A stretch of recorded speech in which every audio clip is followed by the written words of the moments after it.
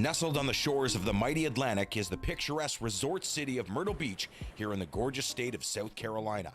With more than 20 million visitors coming to the area annually, the city boasts numerous exciting events and activities for all to enjoy.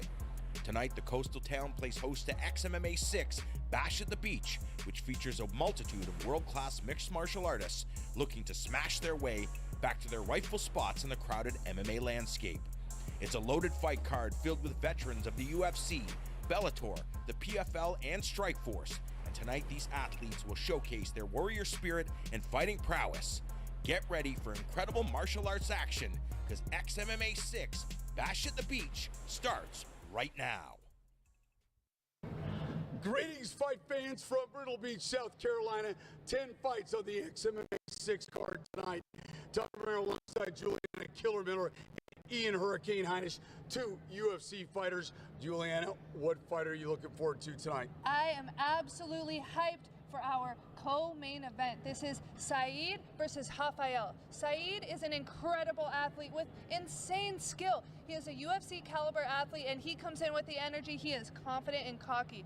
On the opposite side of the spectrum, Rafael is absolutely fearless. He said that he has trained his entire life for this moment, and absolutely nothing is going to stand in his way. As you've seen in the face-off, both these men went head-to-head, refusing to budge. Don't blink on this one. Yeah, it should be a great one. Ian, you have one fight picked out that you're really looking forward to. Yeah, I'm keeping my eye on the Mitch Ramirez fight. He is fighting Jeremy Holloway. This guy has had very difficult time finding an opponent for the past 2 years. Mitch Ramirez has taken that call, stepped up on short notice. He is putting his undefeated record on the line, and these guys have 12 finishes between the both of them. I see fight of the night potential. Two guys couldn't find a fight, somehow found each other. How about the main event? We got Ricky Bandejas. Oh man, this is going to be a banger. Ricky Bandejas, he started wrestling in high school, so he has all the skills, but he's not here for that. He wants to stand and strike with Francisco. That being said, he fights for his life in there. Moreover, he fights for his family and for his financial stability. That being said, his 4 daughters back home. 4 daughters. I think I'd rather be in the Xmma cage. Ian, what do you think about the other side of it? Yeah, Rivera, he is very tough.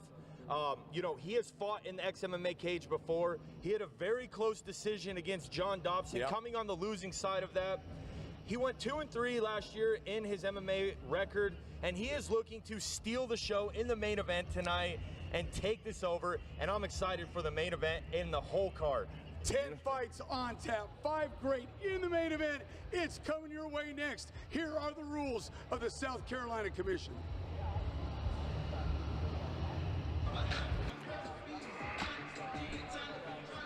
Welcome to Xmma, guys. This is sanctioned by the South Carolina Athletic Commission. Judges' criteria is grappling, striking, cage control, and aggression.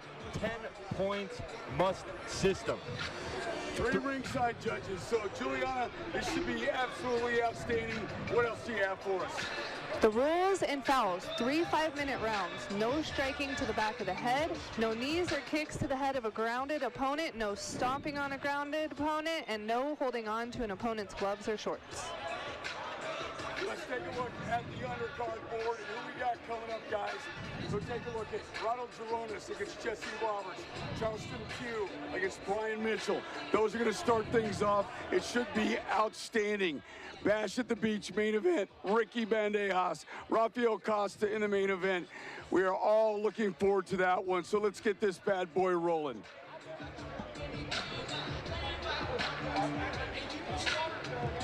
Ladies and gentlemen, we would like to welcome you to the John T. Rhodes Sports Center in beautiful Myrtle Beach, South Carolina. Tonight, we are live for Xmma 6, a night of professional mixed martial arts bash at the beach. We are the future of fighting. We'd like to welcome all the sports fans and the fight fans that are watching live on YouTube, and we have an electric fight card for you tonight. Ladies and gentlemen, our event tonight is sanctioned by the South Carolina Athletic Commission. Your commissioners on hand: Commissioner Edwin M. Estridge, Commissioner Dr. John Lucas, Commissioner Dr. Paul Kenmore, Commissioner Dr. Garrick Messer, and Commissioner Coleman Bates. Your referees inside the cage, in charge of all the action: Blake Grice, Stephen Bontatibus, and Jimmy Neely. And your judges around the cage: Bradley Wade, Ben Brown, Desiree Neely, and Tom Catarinas. And our physician, cage side, Dr. Coker. Ladies and gentlemen, we are live tonight. It is XMMA 6 for the first time Wednesday night for everybody around the world. Raise a little hell tonight, ladies and gentlemen. Our first fight takes place in the XMMA Professional Lightweight Division. Let's bring out your fighters. Please welcome to the cage, Brendan Hyde.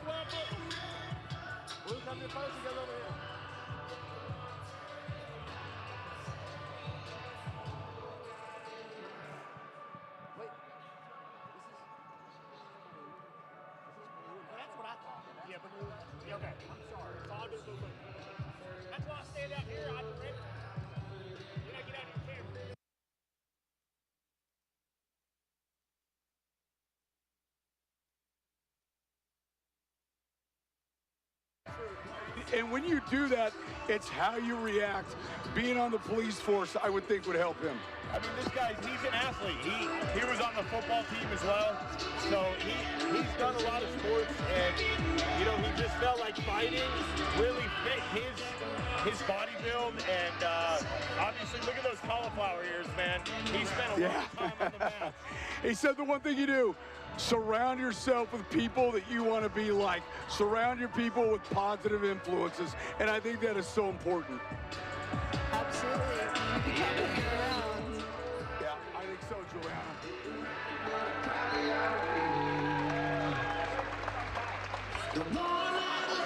And now, ladies and gentlemen, please welcome his opponent, Jesus Diaz.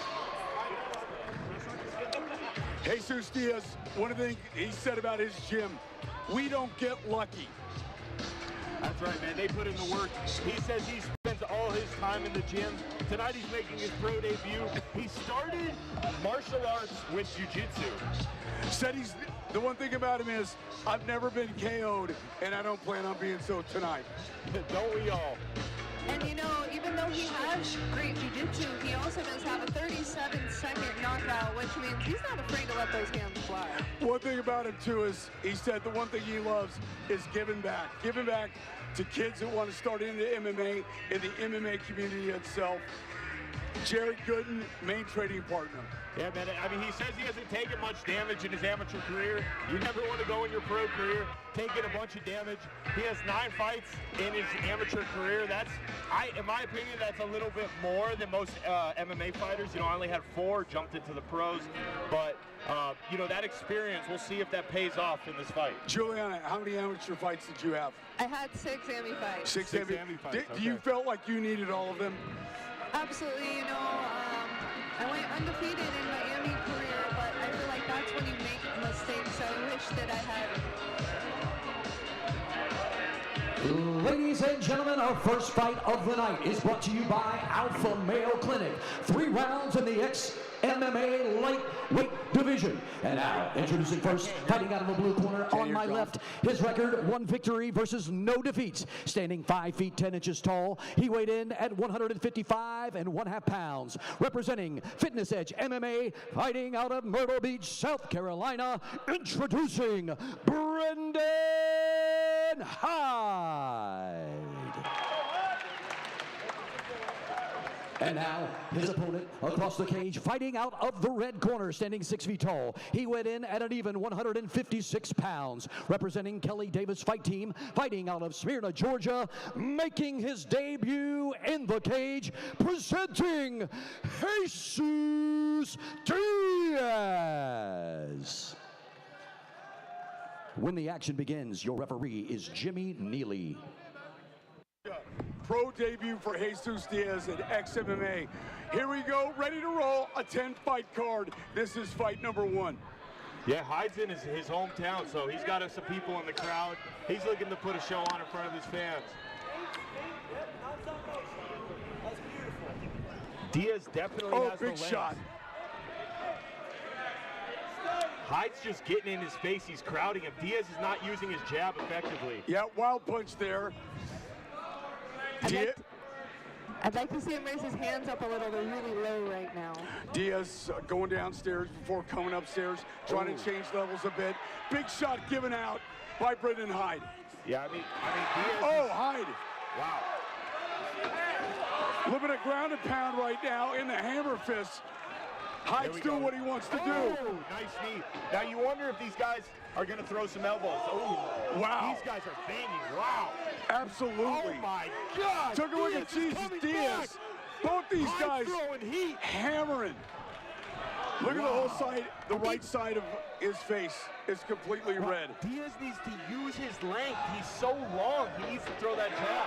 I feel like those punches woke him up a little, and he's like, all right, now time to go. I mean, guys, this is 1 minute in to a 5-minute round. They've got to find some pace here. Ooh, he got clipped again. Big uppercut. Now, a lot of guys are like that. They need to get hit before they start going. I'm not like that. I'm ready to go right when that bell rings, but some guys need to get slapped around. Look how Clay Guida has his coach slap him before he walks in that cage.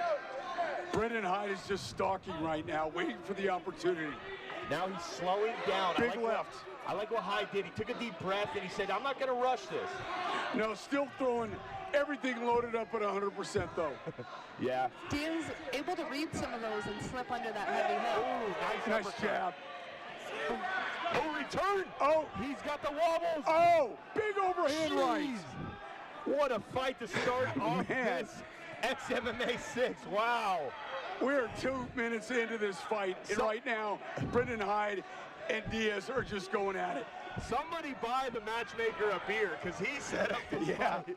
Really nice. Jordan, where are you at? Jordan's the man. He made sure to match this one to be fireworks right away. Both fighters slowing down. Bleeding out of the right eye. Diaz looking to kind of move, regain some breath, some cardio. There we go, throwing that big right hand. He needs to lead with the jab. Yeah, and I think use his length, right, Juliana? Use that length, especially that a fight that started out this high-paced. Yeah, I mean, they're just literally walking into striking range and just brawling. There is not, oh, there we go. Okay. See, Diaz a little counter. Yep, and Hyde came back with the combination. Not even really many kicks. They're just throwing hands in boxing range. Still 2:09 left in this opening round. They're big low kick. They're both bleeding. Now they're throwing some kicks. See if we get a takedown here. These guys are not looking to go to the judges. That was a beautiful defense from Jesus Diaz. He was almost down on the single leg and was able to circle his way out. Yeah, sometimes it's hard to take down those taller guys, especially when they got a good sprawl. There, see that jab? That jab could keep Hyde at bay. But Diaz just doesn't throw it and lets Hyde walk him down and land big right hands. Yeah, and Hyde is, one thing, he's being patient, Ian. He's being patient. He's kind of pacing himself. The damage not seeming big to right bother side him. tip. Headbutt there. Accidental, of course. We got I mean, look at Brendan Hyde. He's breathing out of the eye and the nose right now.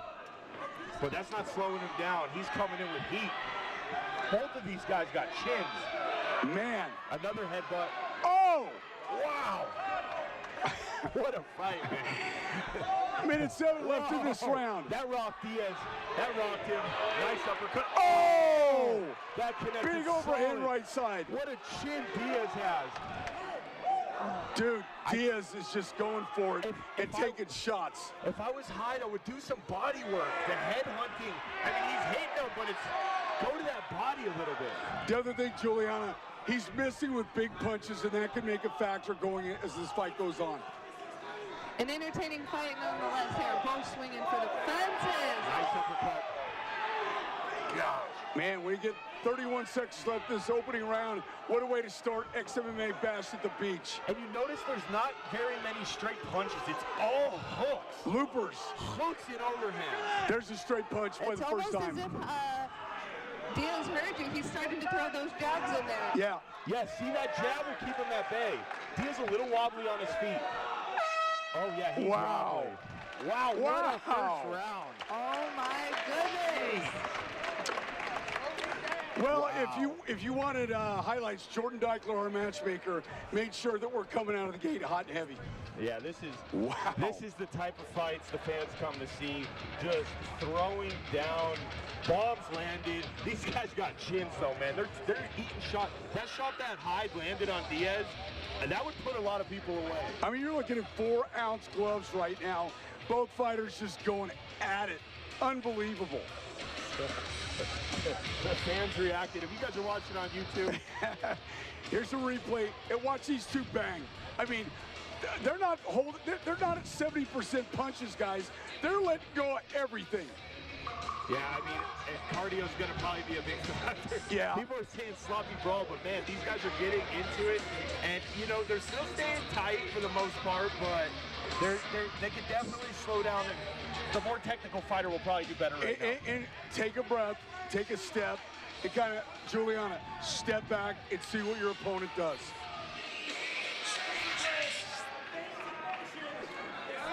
Let's see if we get some leg work in here, guys. Now he's throwing some straight punches. Nice. Nice. See how There's Diaz another is one. keeping his chin down? I like that. He's not going to get caught as bad when he keeps. Ooh, nice uppercut coming in. Wow, Diaz has made some great adjustments in his striking right here. Yeah, both fighters at the center of the cage, not backing down. Again, you've got Brendan Hyde that's kind of pushing the pace, and Diaz is the one dancing around a little bit. Couple straight. That was a good right hand that landed. Juliana, what are you seeing from Hyde this round? Man, just keeping the pressure consistently, trying to utilize aspects of his game. Slowing down a little bit, though. Yeah, well, I think both fighters, after that first round, expected to be big looping left hand by Diaz. You know, these guys are both headhunting, and while they're landing big, I think some body work would pay dividends later in this fight. Like a knee, Ian. A knee, a shot to the liver. Yeah, just work the body a little bit, you know? It's accidental eye poke here. We're going to take a few minutes. Hey, while they take a few minutes, Ian, talk about that, the importance of going to the body in a fight like this when they're just headhunting. Yeah, I mean, you can headhunt, but if a guy's got a chin, it's going to be hard to put him away. If you hit someone in the liver and you hit him in the right spot at the right time, there's nothing they can do. The body will absolutely shut down. And with both guys getting a little bit tired right now, I think doing some body work will pay dividends, especially if this fight goes into the third round. I mean, really, I took a look at both fighters in between rounds. And Juliana, despite the pace, they seem to recover well in that 1 minute. And you know as well as I, that 1 minute doesn't last very long.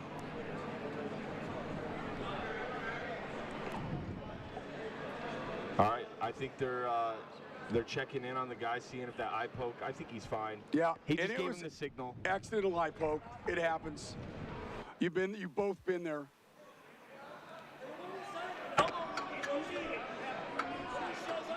Both fighters slowing down a little bit. Well, I mean, they're going to take a breath right here. They're energizing up to bang again. So I think the fans are in luck. This is a crazy fight. Diaz keeping his chin down, which I like to see. Yeah, you mentioned that a couple times, and you know, being the taller fighter, I think that's important for him to do, especially with Hyde continuing to stalk him. Yeah, I got Coach Jake, Jacob Ramos. He's keeping that chin down is so important. The shots graze the forehead. When you land flush like that punch Hyde landed the last round, nice teep kick. Really found that. Little teep kick, and I think Diaz trying to find some distance there as Hyde continues to stalk him. Oh, nice shot by Diaz. Yeah, that was a beautiful right hand, right over the top. Yeah, overhand combination set up by the left jab. Oh, Diaz is throwing those teeps right down the middle. Oh, I feel like if you get toes in the mouth, that is the most disrespectful thing. The guys get so mad about that. And see how he went to the body? That was beautiful. It was set up because he went jab high, 2 to the body, hook upstairs, and the hook landed nice. Man, these guys are continuing. Bang clock is not on the screen. We can't tell you how much time's left in this second round. Seems to have no effect for Hyde, though. He is still just moving forward, absolutely relentless. Diaz with the leg. Nice, that was a big leg kick. Yeah. Oh, what is he doing? I think he got a nut shot. He's shaking something off. He didn't look happy about whatever just happened. No. I couldn't see it from this angle. Oh! Here we go again. These guys are back brawling.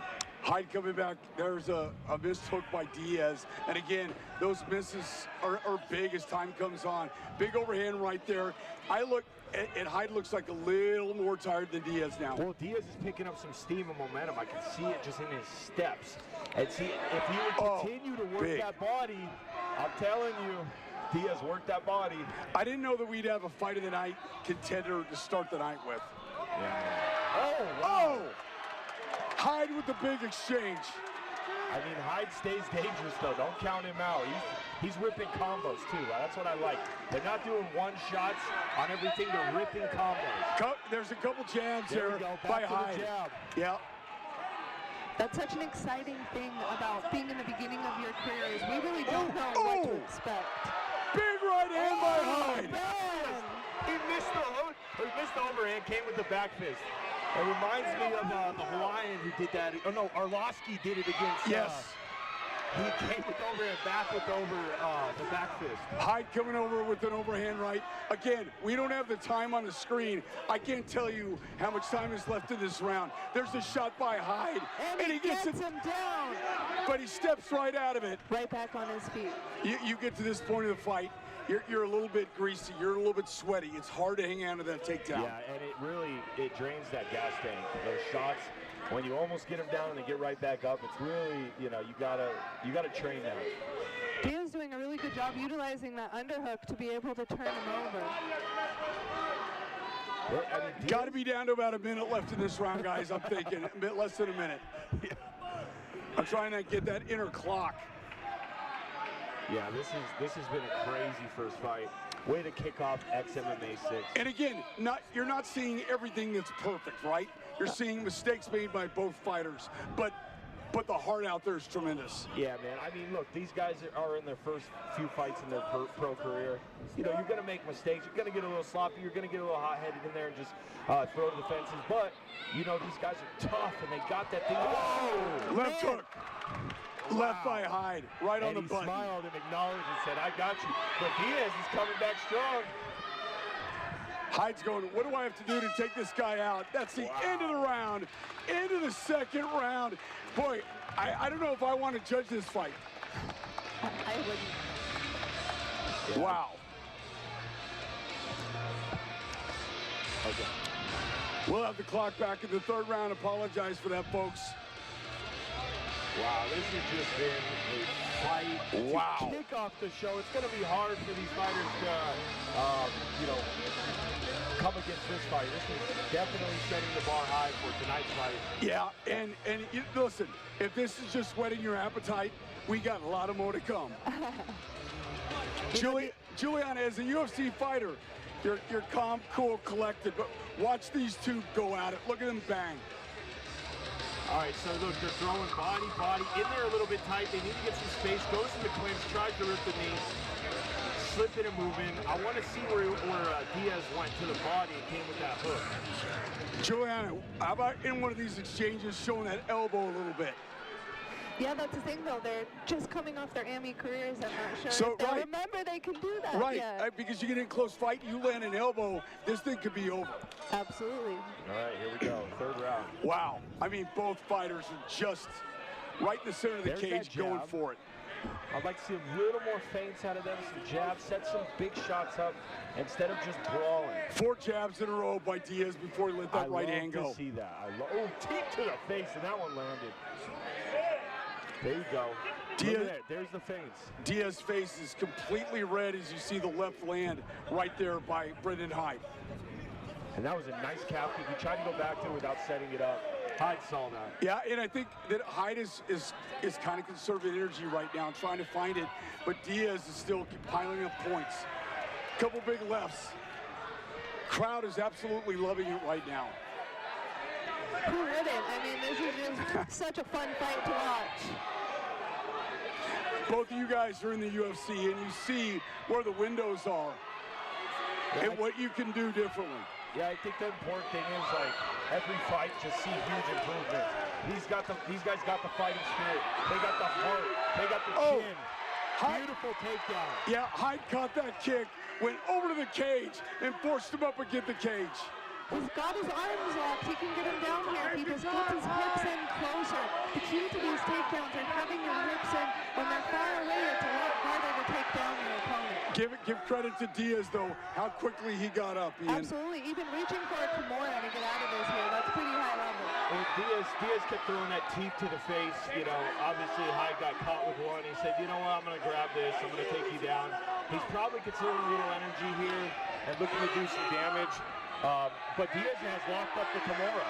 So how big in this fight at this moment was that takedown? Very important just to be able to slow down the pace and get your composure back here. But it's not doing much unless he gets him to the ground to cause some damage. As you said earlier, maybe an elbow here and there. I mean, this is a close fight. You got 3 minutes left. Whoever can find that extra little bit of will and passion. Yeah, well, I mean, look, either round could have went either way. Maybe it's 1-1. I don't know what these judges are seeing. It would be very hard to judge. But getting a takedown in the third round could secure him this fight, doing some big damage as well. So he's got him pushed up against the cage, taking a deep breath, and I'm sure he's going to try to land this takedown. He's got get his hips in, so once he's on the ground, he can't just let him get back up. He's got to control the position and then start landing down. About 2 minutes, 30 seconds left. Oh, wow. Nice switch. Reverse the position. Diaz is trying to pound away and got out of it. Now they're back banging. Diaz with the left-right combination as he got to his feet. All right, man, this is crucial with 2 minutes left of the fight. It's anybody's fight right now. Non-stop action. They must be exhausted. Diaz, to me, looks a little bit fresher. Oh, man. Big jab. He did it again with the overhand and the back fist. You can see Hyde's punches are slowing down. That gas tank is starting to empty. Diaz continuing to be busy. Yeah, I mean, both guys are tired. They both throw 100% heat this entire fight. But, you know, this is where it comes down to. This is who wants it more. Technique's kind of out the door right now. Now it's just pure, hey, I'm not going home with the L tonight. So. I think if Diaz gets in there like that one, overhand right, he's got more left in the tank. Get him over the cage and throw. Telegraphing those punches just a little bit. Yeah, both their hands are a little low right now, obviously towards the later round. But you're seeing some good combination. Oh, big right. Shot. Gosh, Diaz has a chin. And the question is, which shots are doing the damage? Which shots are impressing the judges at this point? We got a minute left in this fight. It's hard to notice because none of these men really pay much attention to the shots. You don't see them being rocked or no one's been dropped yet. Nice jab by Diaz. There's the other one, trying to rely on it as this fight ends. Hyde doesn't have a whole lot left. And if I was in these guys' corner, I'd be screaming at my ass that you got to go because this is what the judges see at the end. It's freshest in their memory. I love that body shot. He definitely felt that. These guys got to go. You're right. These last 30 seconds are crucial to the judge's decision. Diaz with the combinations coming in. Wow. Big overhand right. Diaz has flipped the momentum to him a little bit. Oh, on the chin. Right up with the left. Diaz coming back with the right. Man, you got to give it up for Brendan Hyde because he is just staying in there. 10 seconds left. He tried to throw an elbow there. Wow. What a war. Maybe he's throwing an elbow. There's a kick. Knee. Wow. Give it up for both these warriors. What a fight, guys. If you like what you saw, smash that like button on the stream, on the YouTube stream, guys. Let's get people in here. This is an amazing fight card. That was an incredible fight. I love what I saw there, man. Yeah, take a look at the replay.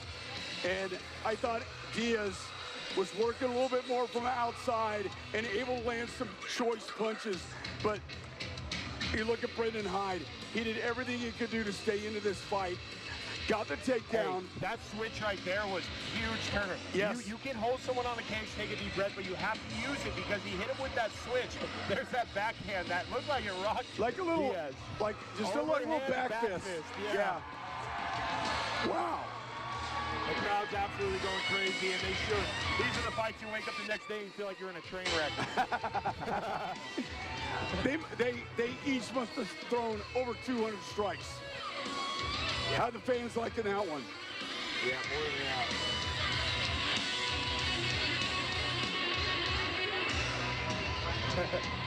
Hyde is using our Arlovsky back fist combo. That worked so well against Travis Brown. That's who it was. That was a crazy knockout in the UFC. It's an overhand. You miss it, you come back with the back fist. He used that probably 4 times. And it rocked Diaz some of the time. Listen, if you got a comment, throw it down online. Juliana or Ian will answer it. I think we got the decision. Let's get it up to Jazz.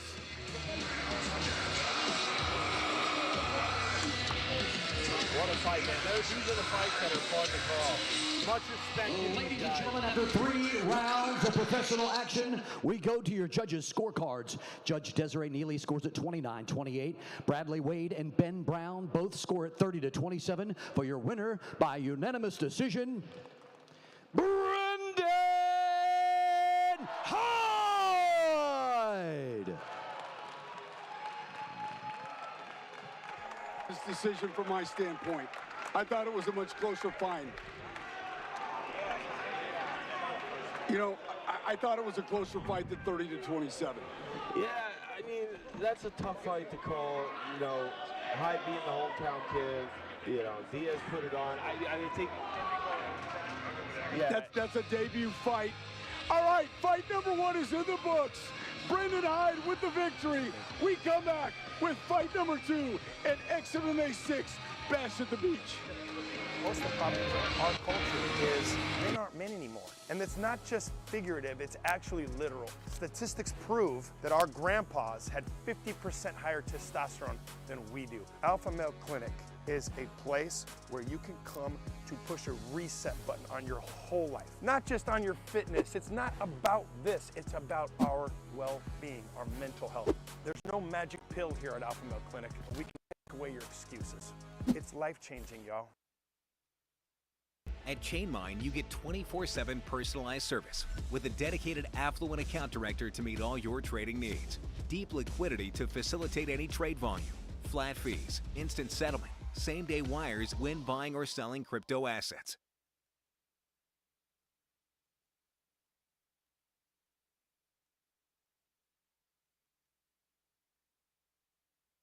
But Diaz definitely pulled. He pulled ahead towards the end of the fight. Yeah. So it might. I guess the judges seeing it just was not enough and a little too late. Next fight is coming up.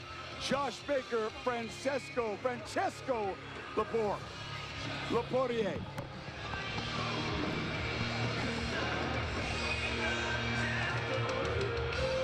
Once again, ladies and gentlemen, we'd like to welcome you to the John T. Rhodes Sports Center here in Myrtle Beach. We are live at Xmma 6, and we are locked and loaded for our next bout, which takes place in the Xmma welterweight division. Let's bring out your fighters, ladies and gentlemen. Please welcome to the cage, Josh Baker.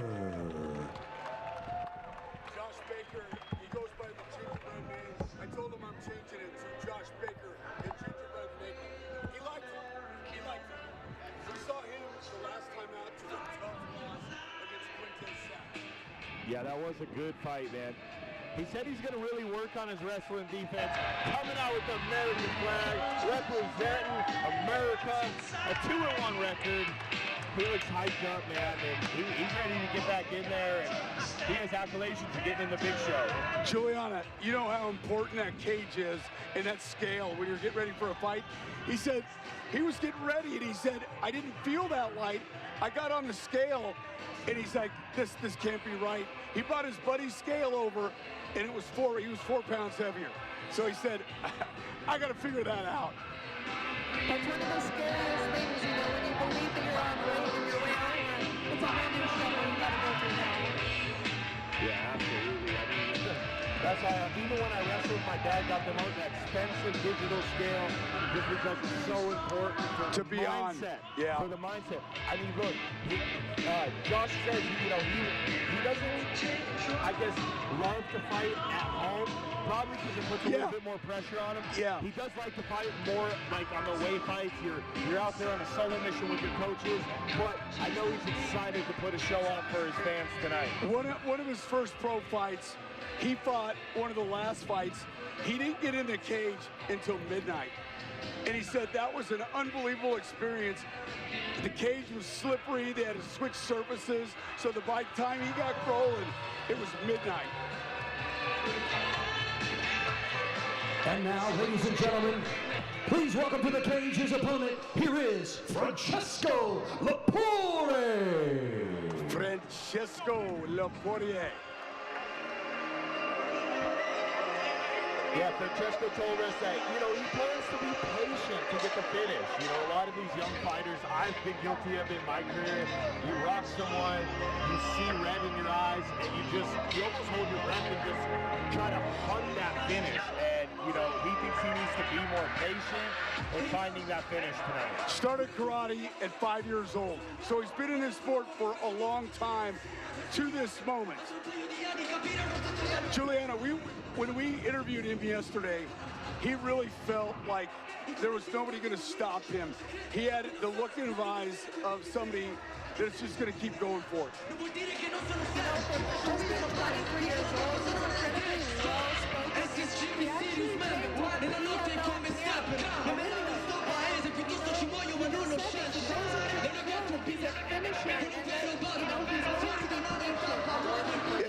Yeah, he said he won't chase the knockdown, Ian, but if it comes to him and it's there, he'll absolutely take it.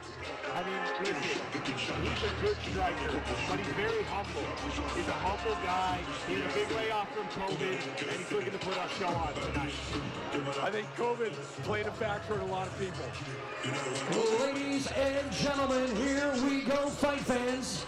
Our second fight of the night brought to you by The Dollhouse. 3 rounds in the Xmma welterweight division. And now, introducing on my left, fighting out of the blue corner. His record, 2 victories, 1 defeat. Standing 6 feet 3 inches tall, he weighed in at 171 pounds. Representing Carolina Kickboxing Academy, fighting out of Conway, South Carolina. Introducing Josh, the Gingerbread Maker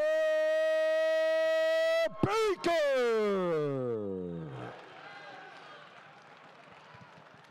And now his opponent across the cage, fighting out of the red corner. He stands 6 feet tall. He weighed in at 171 pounds. Representing H2O MMA, fighting out of Montreal, Quebec, Canada, making his professional debut tonight, presenting Francesco Gorilla Lepore.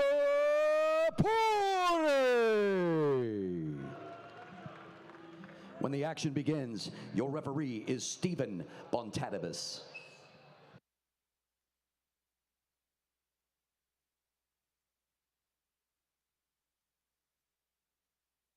Able to take a big reach by Josh Baker. Yeah, let's see if Josh uses his reach a little better than Diaz did. Yeah, and he comes in right away, and Lepore comes back with a right-left combination, and Baker threw that little teep kick, that front snap kick, trying to keep some distance. Nice check there by the gingerbread maker. Ooh. Nice, going back to that body. Now set that up. I think he felt that. That's why he shot it right there. And you know what? He got too close. Great takedown. Good timing by Lepore. You know, I don't love that the gingerbread maker just pulled guard there. I would work to get up, especially this early in a fight, but hey, maybe he's got some crazy jiu-jitsu skills off his back, and he wants to put it on display. Juliana had an opportunity there. I think you rushed in a little bit, and it opened up that takedown. Yeah, you know, but Francesco's doing a really good job staying patient, as he told us earlier, and looking for the strikes. I'd really like to see Josh Baker use his feet on the hips to push him away. Right now he's holding him on top of him, which is helping him elevate the situation. Lapoirier last fight out, fight was 50. He beat Antoine Chaput. That was a unanimous decision, so it went the entire time. And as great a start as Baker had, now he's fighting off his back. Yeah, I mean, I love when guys hold me on top. Uh-oh, look at that. Almost an armbar. Right there.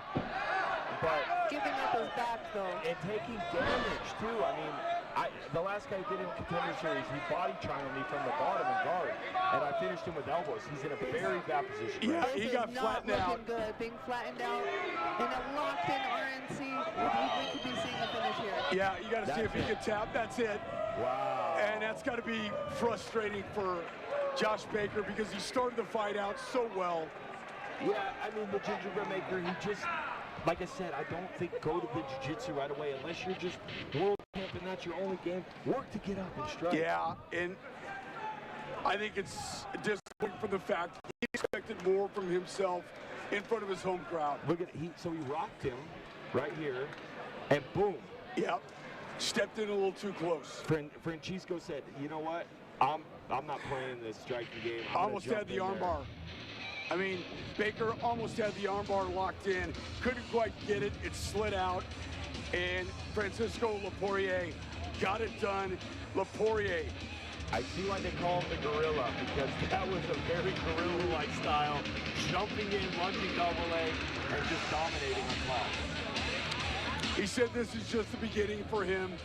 Obviously, as the dream of every fighter, he wants to be a world champ.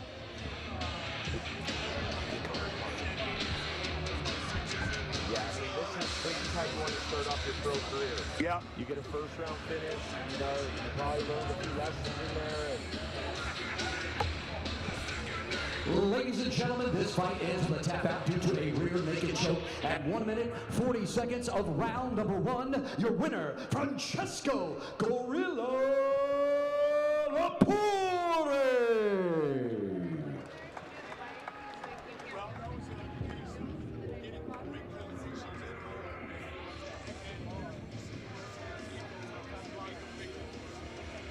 Yeah, you know, Baker said he really was working on his takedown defense. You know, I think he kind of reverted back to his old ways, went to straight jiu-jitsu, pulled guard. You know, I would have liked to seen a sprawl, and if not, you get taken down. I need you to build a frame, explode, and get back to your feet.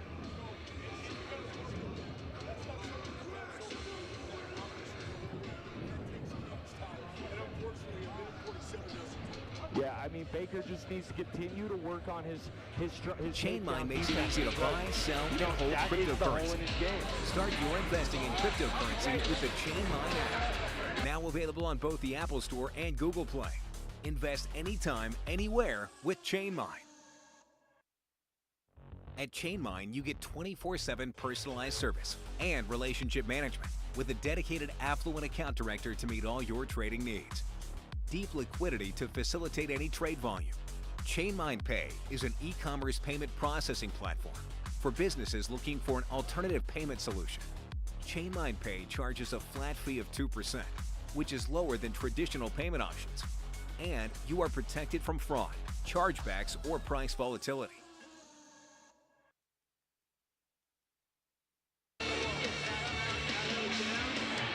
All right, welcome back. Here we are. Coming up next, Charleston Pugh, the Blessed Warrior, going up against a guy you know in Brian Mitchell in one of the best gyms in the world, Factory X out of Inglewood, Colorado. Yeah, man. I mean, Charleston, this guy, he's learned a lot from his losses. Once again, we'd like to welcome and acknowledge all the fight fans that are streaming all around the world on YouTube at xmma.tv. We are all set, fight fans, for your next tilt. It is in the XMMA Bantamweight division. And now, please welcome to the cage, Charleston Pugh. Yeah, so like I said, this guy's a big hunter and fisherman. He just loves to be in nature. He's learned a lot from his losses, and man, he's looking to get back in there and get a big W tonight. He's a guy that really relies on his faith.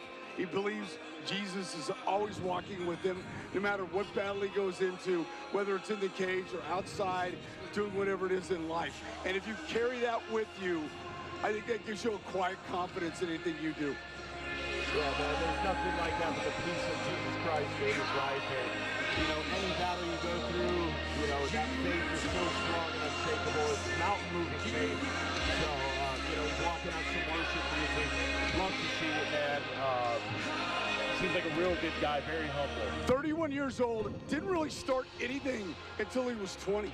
So a very late starter that fell in love with his sport. Yeah, you know, I didn't start training at an MMA gym until I was 26 years old. Made it in the UFC by 29. Obviously, people know my story. You know, I got into a lot of trouble, and people told me I was too old, man. But if you really dedicate your life to this, you can learn fast, and obviously having the wrestling background really helps. And this is such a beautiful thing about Xmma is when you talk to the owners and Jordan, the producer, this is a place for making that comeback. Yes. This is a place to rebuild yourself and to get those building blocks to make it where you want in life, or a springboard to the top. Regardless of what you're searching for, no matter who you are, you have the opportunity to change your life. And now, ladies and gentlemen, making his way to the cage, please welcome his opponent, Brian Mitchell. We saw B. Mitch this morning, and he was great to see you. One of your former teammates came up to you, hugged you, said he was excited for tonight's experience. Yeah, I'm a former Factor X fighter. B. Mitchell, man, I saw this guy coming green to the gym. But let me tell you, man, even from the beginning, this guy can throw heat. He is built like a tank. He's low center of gravity. He puts that chin down, and everything he throws is heat. This guy's dropping guys in the gym. He just has unbelievable power. He said he wants to get right with himself, that if he gets right with himself, he'll be ready to make a run to the UFC. But I mean, look at some of his training partners. Chris Gutierrez, you got Dustin Jacoby in that gym. You've got such a stable of fighters that Mark Montoya has brought along at Factory X. Yeah, man, listen, this kid has got all the ingredients. This kid's like a mini Mike Tyson, I kid you not. But when he gets in the pocket, he can throw heat. Now, I think the important part is fighting smart, sticking to his game plan, and not just relying on the brawling and the power to use that effectively, set traps, set this guy up, and this is going to be an interesting fight. Juliana, in your first fight going overseas and so many challenges in front of you, sticking to the game plan is easier said than done. Absolutely. You know, you think you have it all figured out, but once you get in there, things can change in a heartbeat. Yeah. And you never know what's going to come into play. People have good days and bad days. You might wake up feeling sick, and what are you going to do? Cancel a fight? No, you got to figure out another way to get the win. Here we go, fight fans. We are all set. This fight is brought to you by Head Rush. 3 rounds in the Xmma Bantamweight division. Introducing first on my left, fighting out of the blue corner. His record, 5 victories versus 3 defeats. He stands 5 feet 9 inches tall and weighed in at 141 even and ready pounds. Representing Black Label Martial Arts, fighting out of Sandy Run, South Carolina. Introducing Charleston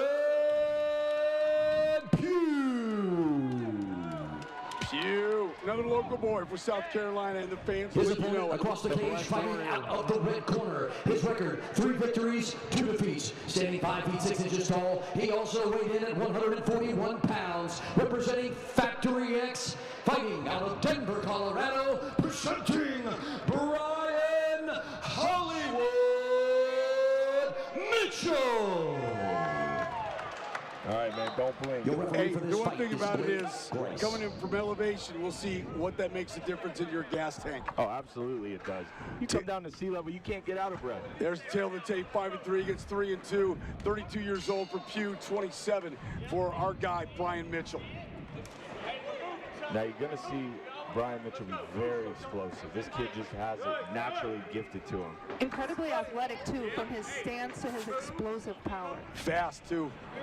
Look at that. Look at that left. But the Blessed Warrior, if I was him, I would work some up and down, you know, try to maybe get the fight to the ground and you know, do some damage or at least wear on B. Mitch a little bit before, you know, while he still has the power. Well, the other thing, too, is if you're going to throw something, throw it with authority, and I thought that first kick didn't have a whole lot on it. Mitchell with the overhand right. There it is. The scary thing about those kicks with not much heat on it, you may be punished with a severe right hand. If you're going to throw that low kick, you better throw it with intent to hurt. Absolutely. Yeah, absolutely. And look, even if I was the Blessed Warrior, I would at least show him something to take down because. Oh! Beautiful uppercut, though. Oh, another right hand by B. Mitch. Hollywood trying to look for it right here. And here we go again. The taller guy needs to use that jab effectively. I mean, I would just love to see Charleston keep him at bay with the jab, but B. Mitch is just walking in and throwing bombs. Walking in, almost let that uppercut go. He's in trouble now. He knows he's overmatched. Those are the hammer fists rained down by the Factory X fighter. Pugh's trying to stay alive. Mitch lets him back up because he knows that's where his strength is. Well, he feels a huge advantage on the feet. He's hunting that knockout, that's for sure. A lot of fighters will stay with something on the ground that maybe they're not working with, right? And they feel much better when they're in their zone. So I think it's a veteran move to let them up off the ground and get back to striking. Yeah, I mean, there's always different circumstances for it, but, you know, I think that was a good move for him. Obviously, the fans love it, and he's going where he's comfortable. He feels he has the advantage. You know, Brian Mitchell, they call him Hollywood. He said he's most excited to go on a run and make it to the big stage. So I think that he's trying to prove a point. He's well-rounded everywhere, but that he's wanting to stand in big. Yeah, the one thing about him, too, is when you train with killers every single day, you're ready for it.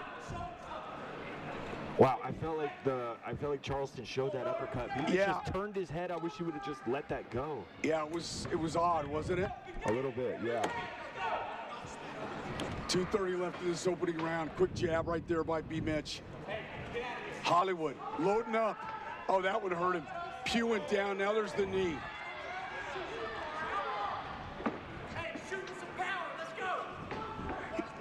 Yeah, his corner telling him that he needs to throw some heat. Pugh's throwing half punches. He's not throwing punches that have anything to them. Well, Got caught with the left. He's scared to commit because he's felt the power of B. Mitch. But those non-commitment with those kicks can get you in trouble. Big time. Left hand coming across by Charleston Pugh. Now he goes for the takedown. Great sprawl by Mitchell and able to get right back to his feet.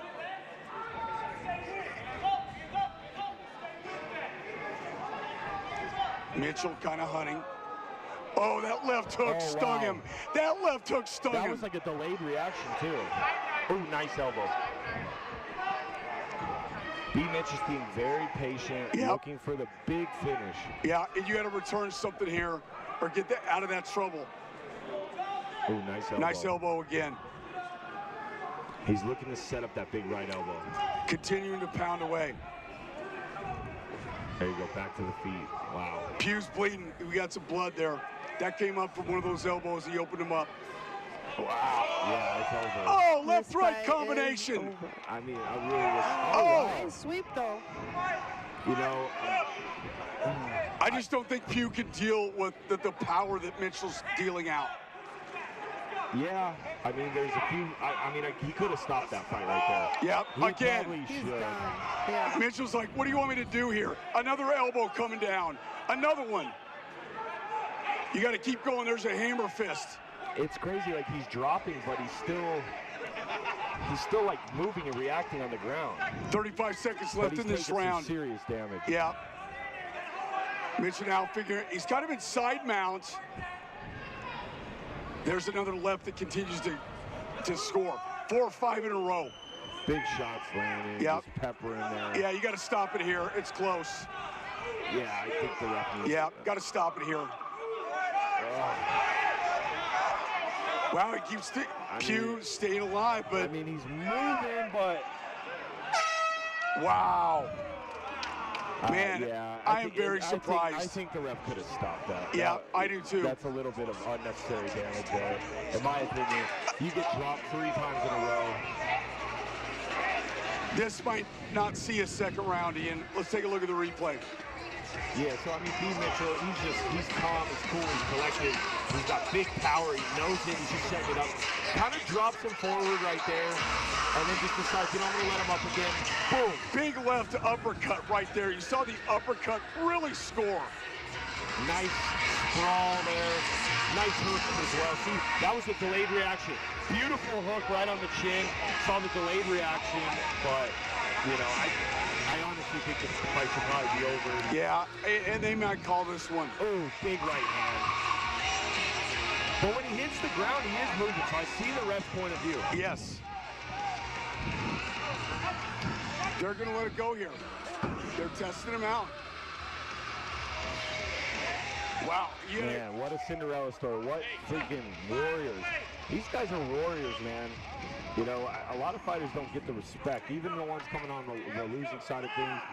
This is not easy to push the body and the brain to the limit that this man is doing. It's a good call bringing in the doctor. I mean, the end of that round looked like he was ready to be out of the cage. Yeah, I mean, when you look like you don't know where you are, it's a scary thing, man, the brain trauma, but hey, man, the Blessed Warrior, he's saying, I'm good, let's go. Doctor's really checking him over right now, and doing so, making sure his eyes are following, making sure his eyes are tracking.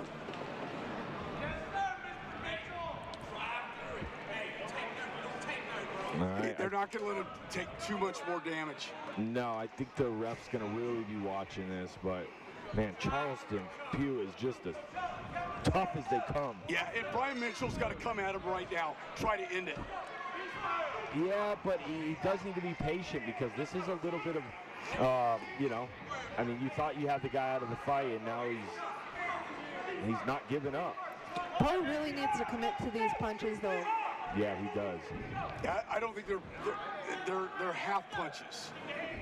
Okay, he's looking for the takedown. That's good. At least show him that. That'll make him think twice before just walking in. Oh. Ooh, big overhand in the southpaw stance. Mitchell with the jab. That was that grazed. Yeah, the head kick was close. Oh, left hook by Mitchell. Man, these guys are Another tough. left hook. Wow, there's the jab. Picking him apart right now, piecing him up. Yeah, B. Mitchell's looking really good, man. I'm seeing a lot of improvements since I've watched him spar in the gym. You know, the guy's definitely headed to the big show. Mitchell's backing up a little bit and give it to Pugh. There's a little bit of a jab to keep some distance. But Charleston relentless. He's saying, you know what, I'm not giving up. No. Very surprised this fight got to the third round. Second round. Second round. Still in the second. Yeah, it felt like 2 rounds. That was a nice combo. B. Mitch smiled, shook it off. Nice left hand coming forward again. Maybe Pugh figured some things out. There's a kick. I mean, Pugh's getting a little momentum. He can't throw naked kicks, though. He's going to get caught. And B. Mitch is landing those hooks nice. Mitch has got so much more power. Yeah, I mean, this is a game of strategy right here. They're definitely more controlled, you know, sticking to more of a game plan. B. Mitch not rushing, which I like to see. But the momentum shifting just a little bit. But I think B. Mitch is just being very patient, and just, you know, just accurate on what he's going to do. Mitch coming forward. There's a quick jab that landed. Cannot question Pugh's toughness here. Yeah, I think B. Mitch is getting that side-to-side movement, kind of just feeling things out. I think he's going to come with some big combos soon. Yeah, he's kind of coasting in this round from what we saw the first round. 2:39 left in this second round. Well, I mean, you think you have the fight finished. Oh, that was big overhand right. Now coming down. Hammer fist, that's it. It's over. Wow. B. Mitch gave him a nod. He said, yeah, this is it. He hit that beautiful hook cross. What a tough Blessed Warrior, man. What a tough guy Charleston is. Big congratulations to Brian Mitchell. Well deserved. Wow, big mutual respect by these fighters. Wow. And again, Factory X coming to fight. So many great fighters coming out of that gym. And Hollywood gets a victory. And big respect between these two. I love to see that. You know, when you feel someone not quit and just be tough like that, you just respect them for life. It's a special bond. Let's take a look at the replay, and again, some thunderous shots. The overhands really made a difference in this fight. There you see the sprawl, getting back to his feet, and that left just coming over the top, Ian. Well, watch this. Yeah, it was a hook cross, and then big shots landed on top. I thought it was a great call by the official to get that one done at that point in time, Ian. Yeah, you know, it just, you know, it's hard to be a judge. It's hard to figure it out whether that's a good call or not. He stepped in, and, you know, I think he did a good job. He gave the Blessed Warrior as much chance as he could. Yeah, absolutely. You don't want to stop too early or too late. Ladies and gentlemen, referee Blake Grice has stepped in and stopped this fight at 2 minutes 34 seconds of round number 2. Officially a TKO due to strikes. Your winner, Brian Hollywood Mitchell.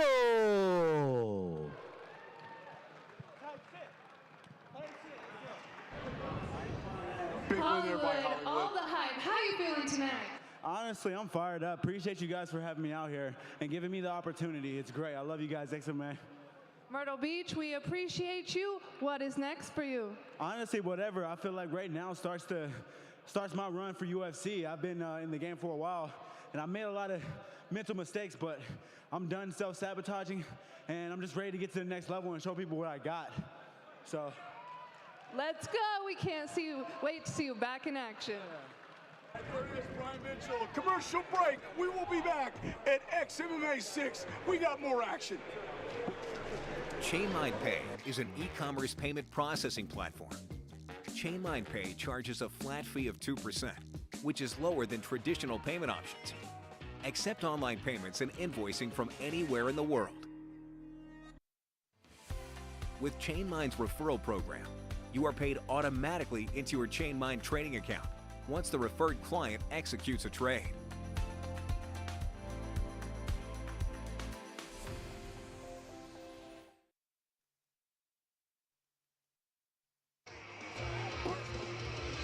Main card starts out with Mandel or Ramirez. Okay.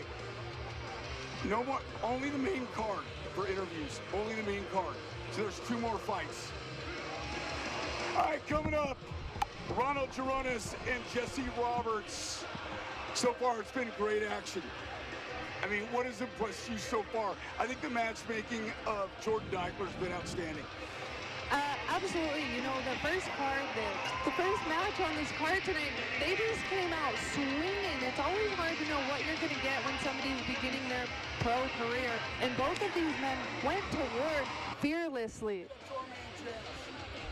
All right, ladies and gentlemen, we are back in action. This fight takes place in the Xmma lightweight division. Let's bring out your fighters. Please welcome to the cage, Ronald Girones.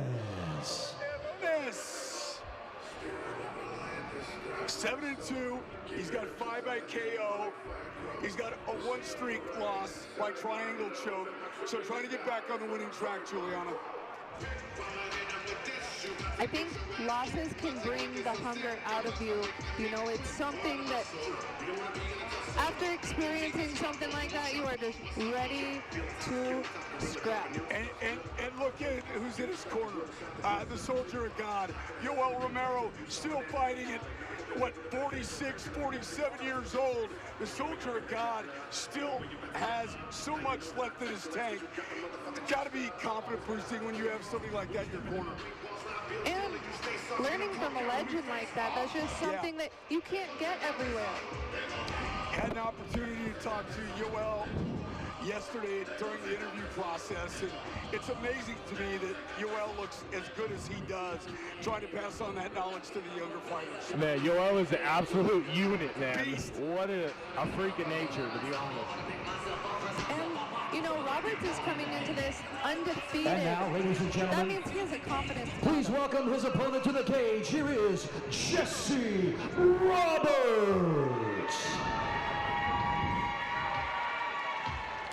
Jesse Roberts talked to me yesterday, and he said he would have backyard fights.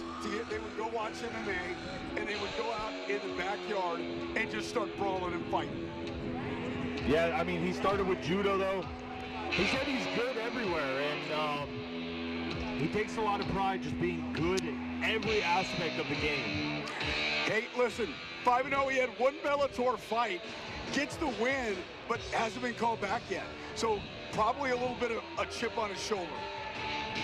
Yeah, he's actually got his bachelor's degree as well. He's a schooled man. Hey, they don't let just anybody in a Northwestern. I know you can't get in there. Yeah, no doubt, man. I definitely was not a school guy.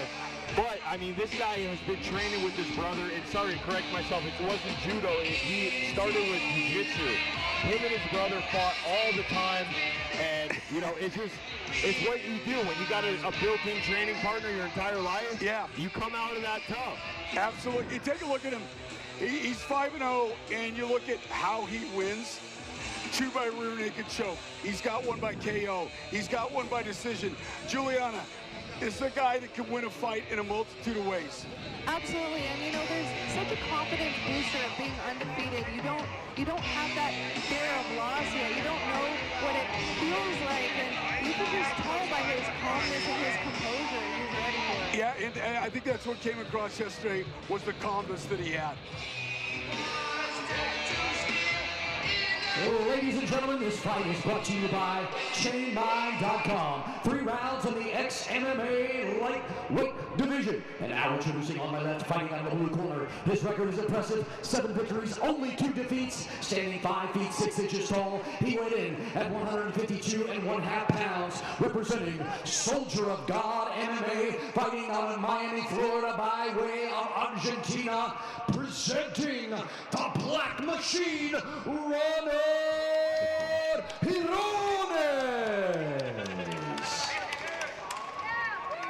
The Soldier of God and now, MMA. His opponent across the cage, fighting out of the red corner in his professional campaign. He is perfect. 5 victories, no defeats. Standing 5 feet 9 inches tall. He weighed in at an even 154 pounds, representing Global MMA, fighting out of Montgomery, Louisiana.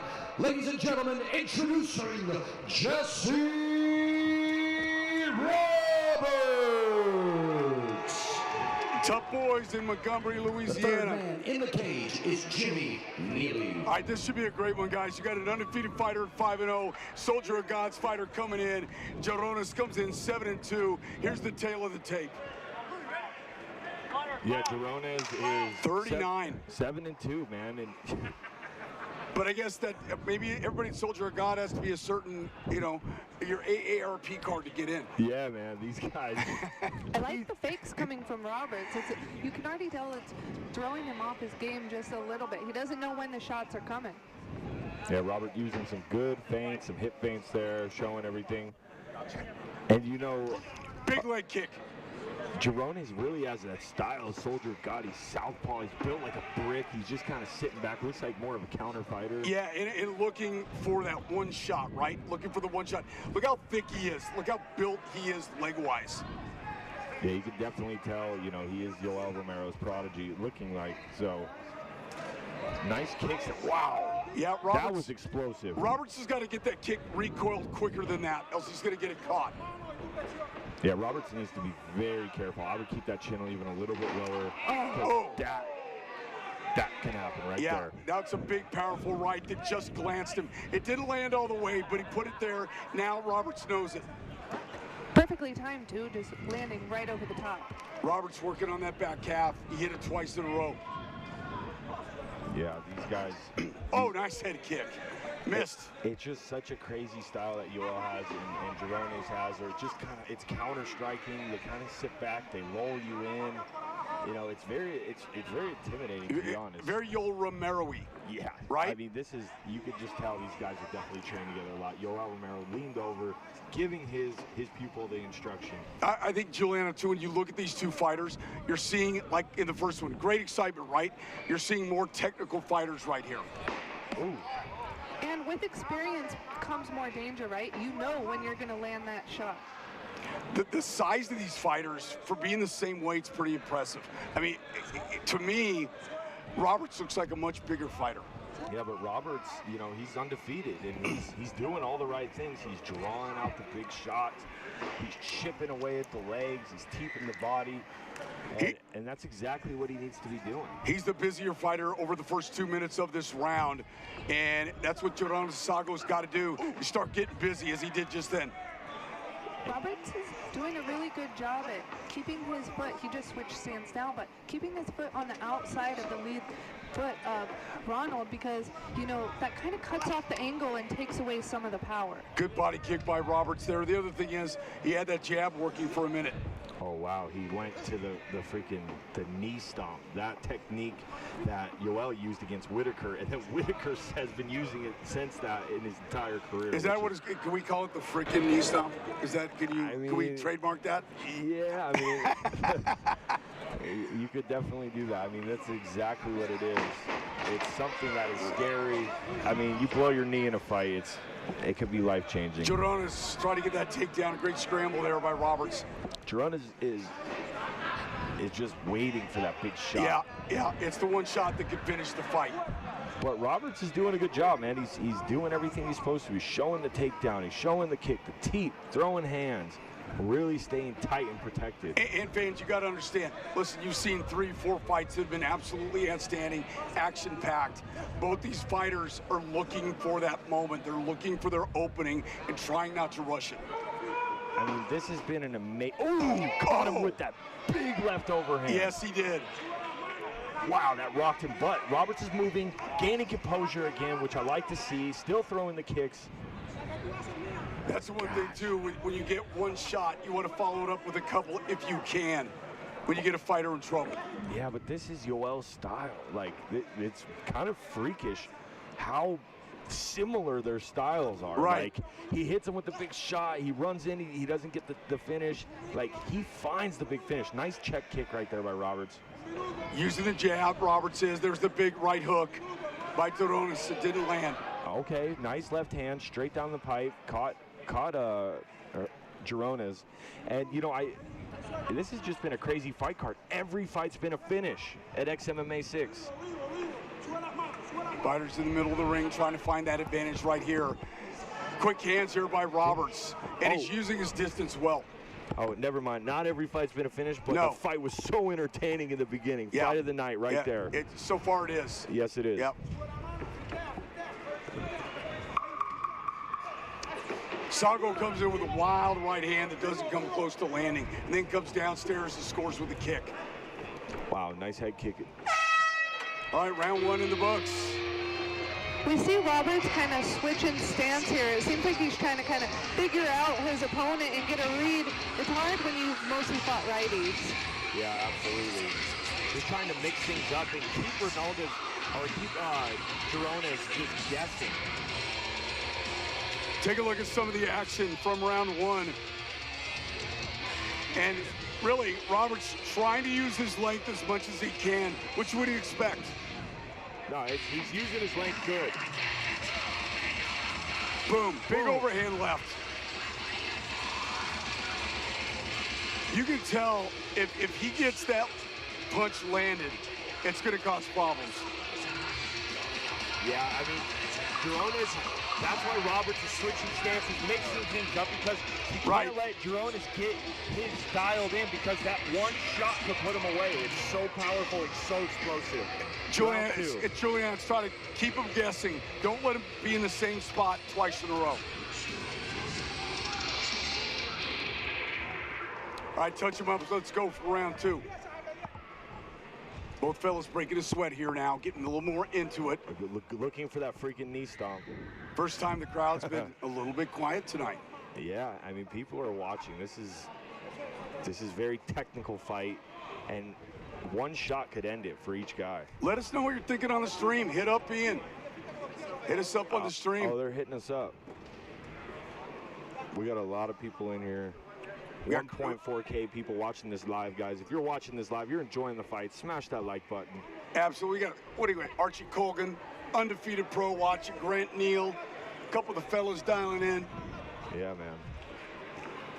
They see this, man. XMMA, if you're, you know, this is a show where they take care of the fighters, they pay well, and, you know, it's a really good production. Yeah, one of the things I liked about it, as soon as the fighters got off the scale, there was hydration for them there. There was electrolytes for them there.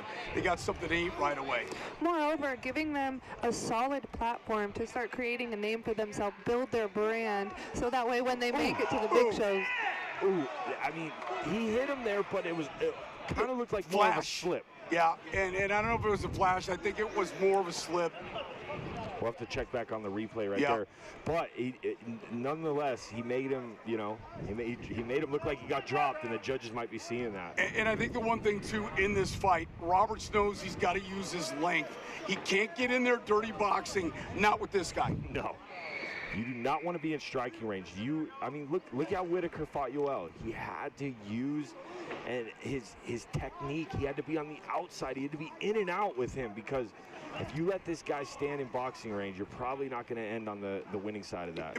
And it's amazing, too, how you compared it earlier, the style of the Soldier of God. And how he teaches him. It's freakish. He just punched his thigh. We only see Yoel Romero punch people's thigh.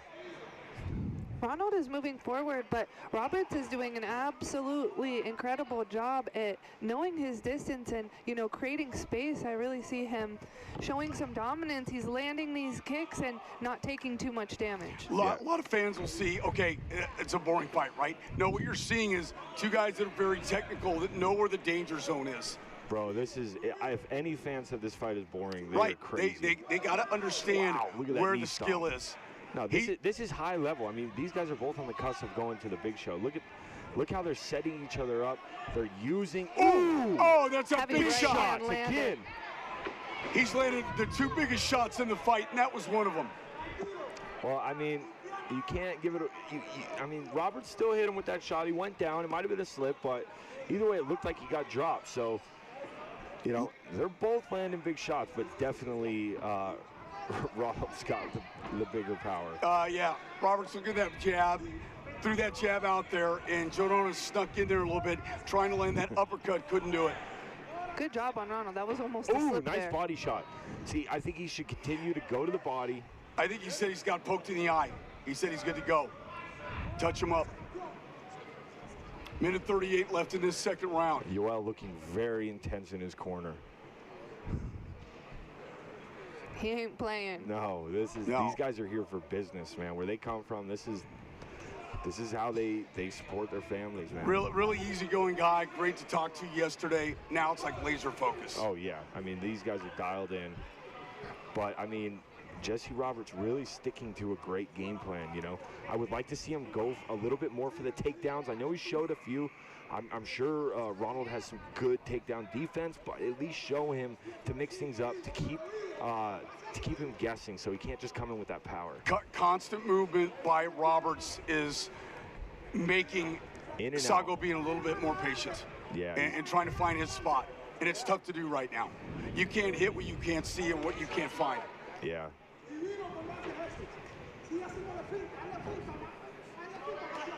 Nice head kick, yeah. And he switches to southpaw. And he's throwing enough variation in that keeps him off.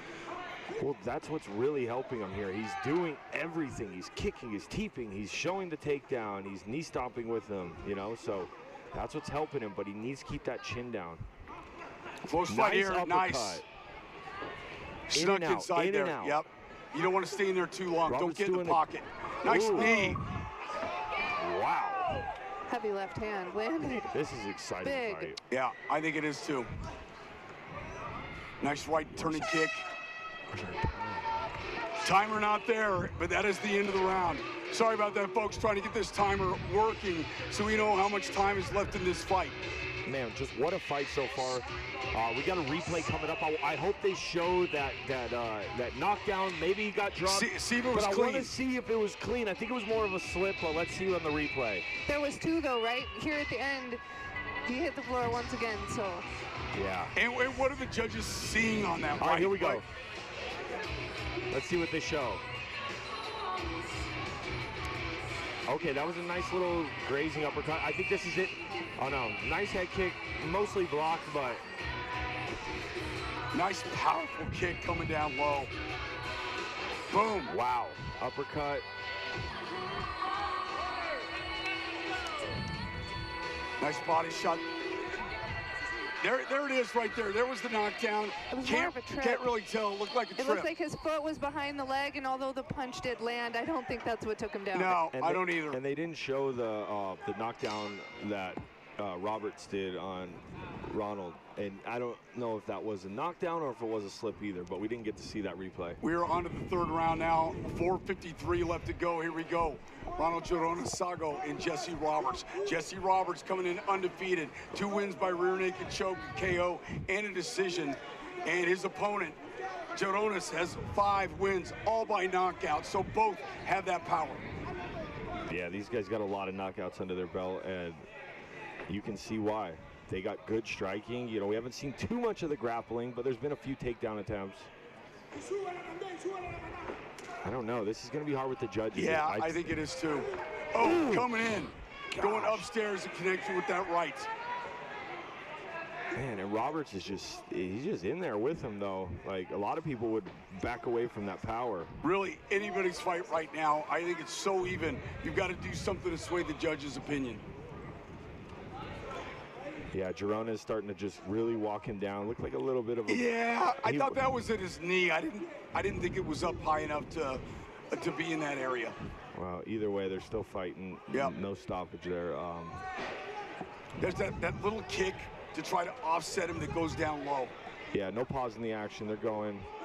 Left hand connects. Kind of some hands open too, reaching, but obviously not intentional. Wow. Oh, there's that kick again. Big kick. That one had something on it. Yeah, when Roberts goes southpaw, you're seeing Girones throw that hard low kick. He threw it about 30 seconds ago. That one was way, way harder.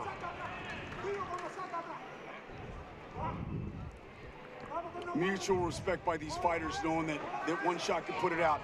Right hand nice just counters, missed. Though. Yeah. Roberts is, he's popping that jab out. He's throwing punches while walking backwards. I think you're seeing some awkward movement too, which also makes it, Juliana, tough to score that because you're seeing the awkward movement. And really figuring out the opponent. Going against a southpaw, we've seen Roberts switch stance quite a bit, but it's not taking too much effect in his movement. He still looks great. There's that kick again. And watch how Roberts is throwing strikes while he's going backwards. That's really, been effective because when Girones goes forward, he explodes. Wow. Yeah, didn't have anything to follow up there, and really Roberts could have came forward on that. Yeah, he could have walked into that, but he was smart. Big left hook misses. Barely misses. Yeah, that was loaded up. I'd like to see a combination here from Roberts. I mean, get that left-right combination going, maybe an uppercut. Ooh, nice hook. Hook again. Who's the busier fighter here? That's the question to me. Well, I mean, Roberts is definitely throwing more volume, but I would say Girones is definitely, landing with the bigger more shots. Yeah, they're the bigger shots for sure. And a great takedown defense by Girones. I mean, they're both sweaty. It's more difficult than you'd think to get somebody down at this rate of a fight, and that was a beautiful shot by Roberts. Yeah, Roberts just punched down right there, missed it. Ooh. Oh, coming in, almost like a headbutt there. Yeah, he kind of like sprinted in, that little sprint step. Man, this is crazy how similar Soldier of God and Girone's style is. You could definitely tell this is his prodigy, or they at least share a lot of hours in the training room. A lot of attributes there. You go, there's that knee. kick. Yep. Which, if you're not ready for it, there's a nice kick upstairs by Roberts, and I think that one scored. Wow, there we go. He's using that a lot. I think he needs to set it up now. Use that hip feint, come back with the kicks, maybe even go to the body.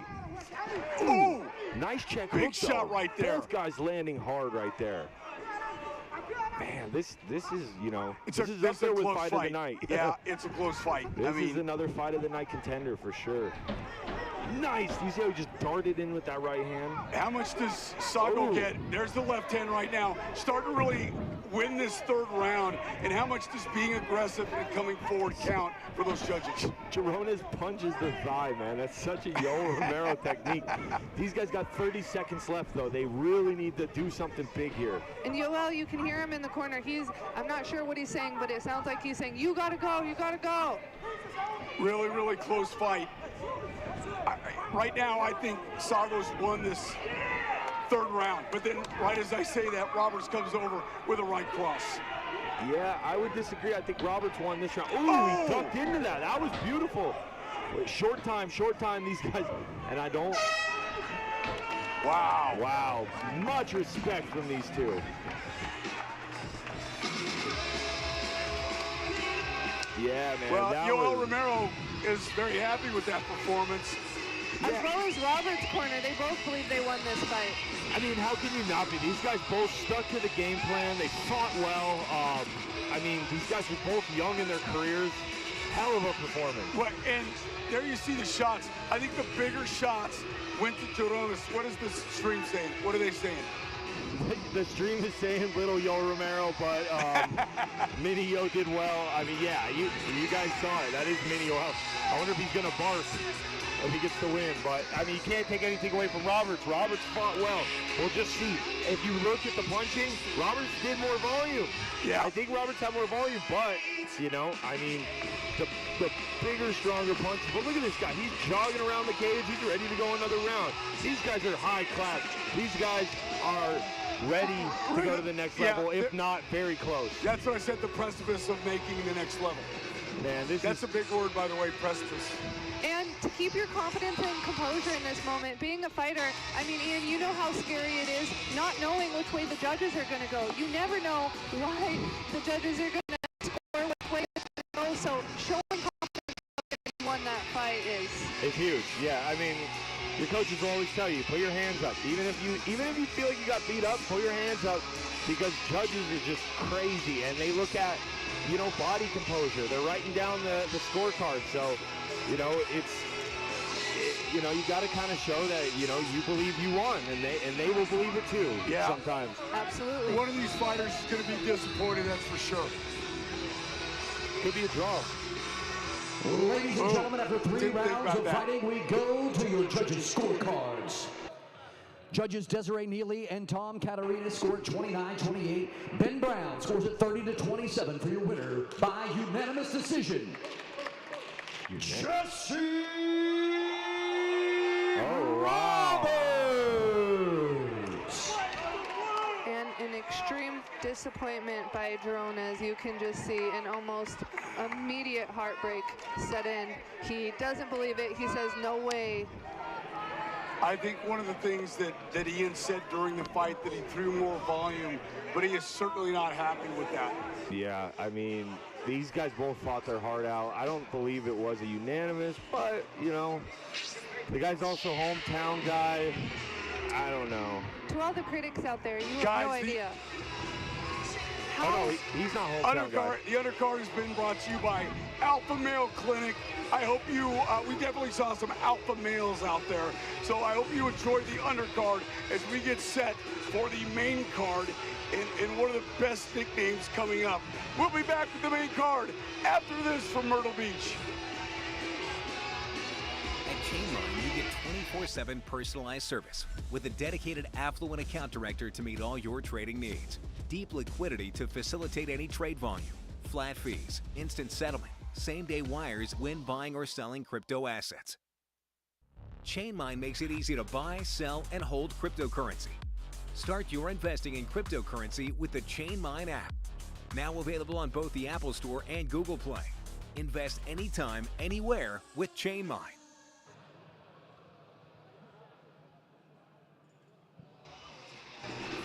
All right, here we go. We're getting ready, set for the main card, and this is a good one. And Jorge Latera, who got it weight last night, and Mandel Nalo.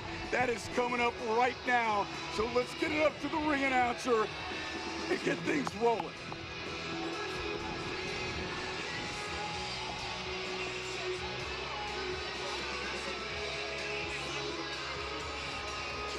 ladies and gentlemen, once again, we are live in Myrtle Beach, South Carolina, and we are ready for your next fight tonight. It takes place at an Xmma catch weight of 180 pounds. Ladies and gentlemen, let's bring out your fighters. Please welcome to the cage, Jorge Latera. Guys, you don't see this very often, and the commission did a really good job. Latera took an Uber from Atlanta. He got in last night at 2 a.m.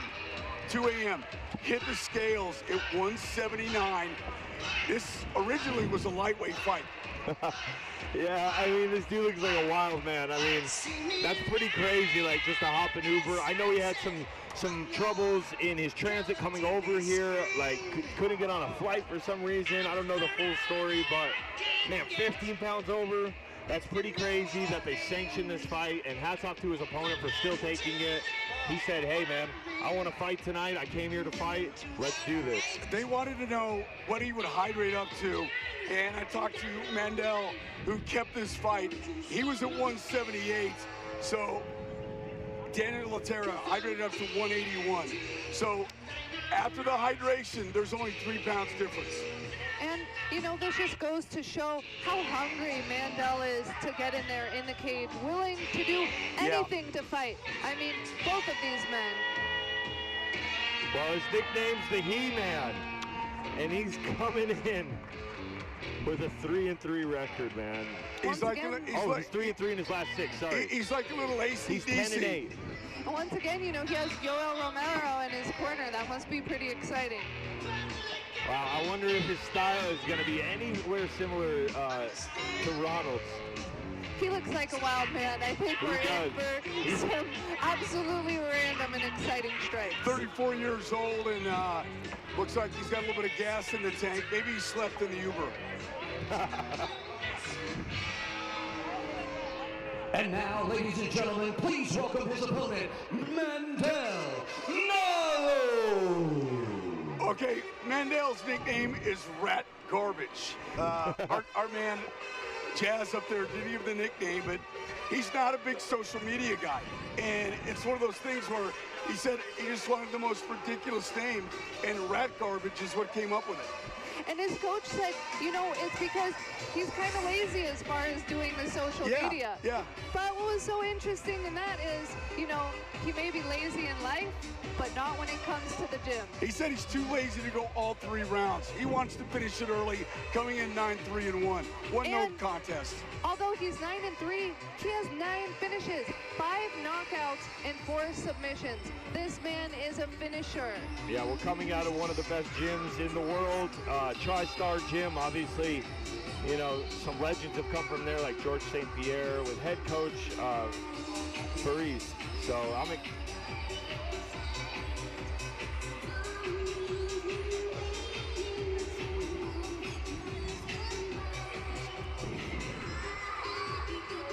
Well, here we go. We're getting set for this one. Mandel's getting all dialed in. And really, I think he fights anything like his interview. He was very mellow in his interview, and it really came across that way. Very laid back, his body language, laying back into the chair. And, you know, he's a very authentic man. When you speak to him, he's himself and completely unafraid to show the world his true colors. I like that about him, man. Said that one of the things that he's done is really control his emotions. He loves it. Ladies and gentlemen, once again, we'd like to welcome those of you joining us here live at the John T. Rhodes Myrtle Beach Sports Center in Myrtle Beach, South Carolina. We are live tonight. We'd also like to welcome our viewers that are streaming live absolutely free on YouTube. It is Xmma 6. And we are ready for your next bout. Brought to you by Alpha Male Clinic. 3 rounds at an Xmma catchweight of 180 pounds. And now, introducing on my left, fighting out of the blue corner, his record, 10 victories, 8 defeats, 1 draw. He stands 5 feet 7 inches tall. He weighed in at 181 pounds. Representing Team Alpha Male, fighting out of Santa Rita, Paraguay, introducing Jorge Latera. Boy, Well, hey, He-Man Latetta from Las Vegas, Nevada, 10, 8, And now his 1. opponent across the cage, fighting out of the red corner, standing 5 feet 11 inches tall, weighing in at 179 pounds, representing TriStar Montreal, fighting out of Montreal, Quebec, Canada, presenting Mandel Red Garbage Nado. Head coach is Faraz Sahabi, and he's a good one. Yeah, absolutely. One of the best in the world, I think. Here's the tail of the tape, 10 and 8, 1, going against 9 and 3. Age is close, 5'10 to 5'11. The poundage, 181 to 178. This fight was adjusted. You got to give it up for Mandel Nalo, Rat Garbage, for taking this fight. And Rat Garbage has a 5-inch reach on him. Just really, some people just have that long reach. Let's see if he uses it effectively. Well, he just pounded that front leg kick pretty well. Oh, nice. Moving out the way. And, you know, the thing about He-Man is he's trying to scope out the cobwebs. He hasn't fought in over 2 years. Teeth to the face. Well, and you got to recover from that 5-hour Uber ride from Atlanta as well. Oh, man. Yeah, I don't know exactly the full story on that, but, I mean, to have to take an Uber, come to the place, come to where you're fighting and weigh in at 2 a.m., Mandel, very purposeful there. You see throw out the jab. He had the kick, the low kick earlier.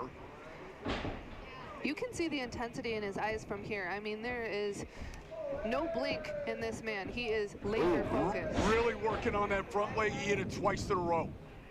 Yeah, those calf kicks, man, they're brutal. If you really know how to use them effectively, they can finish the fight and they can really disable your opponent. Well, the other thing too, Juliana, you see it switching levels, right? You start worrying about that calf kick, and all of a sudden something comes upstairs. Yeah, exactly. I mean, you saw there, he kind of checked that. So now, look at that. Using the hip feint, boom, back to the well. Now with the jab. It's taking effect early, though, on these kicks. I mean, he's starting to switch stance a bit and already becoming heavier on that front leg. Yeah, and you can see it. He's leaning forward, which can lead to some danger with the hands.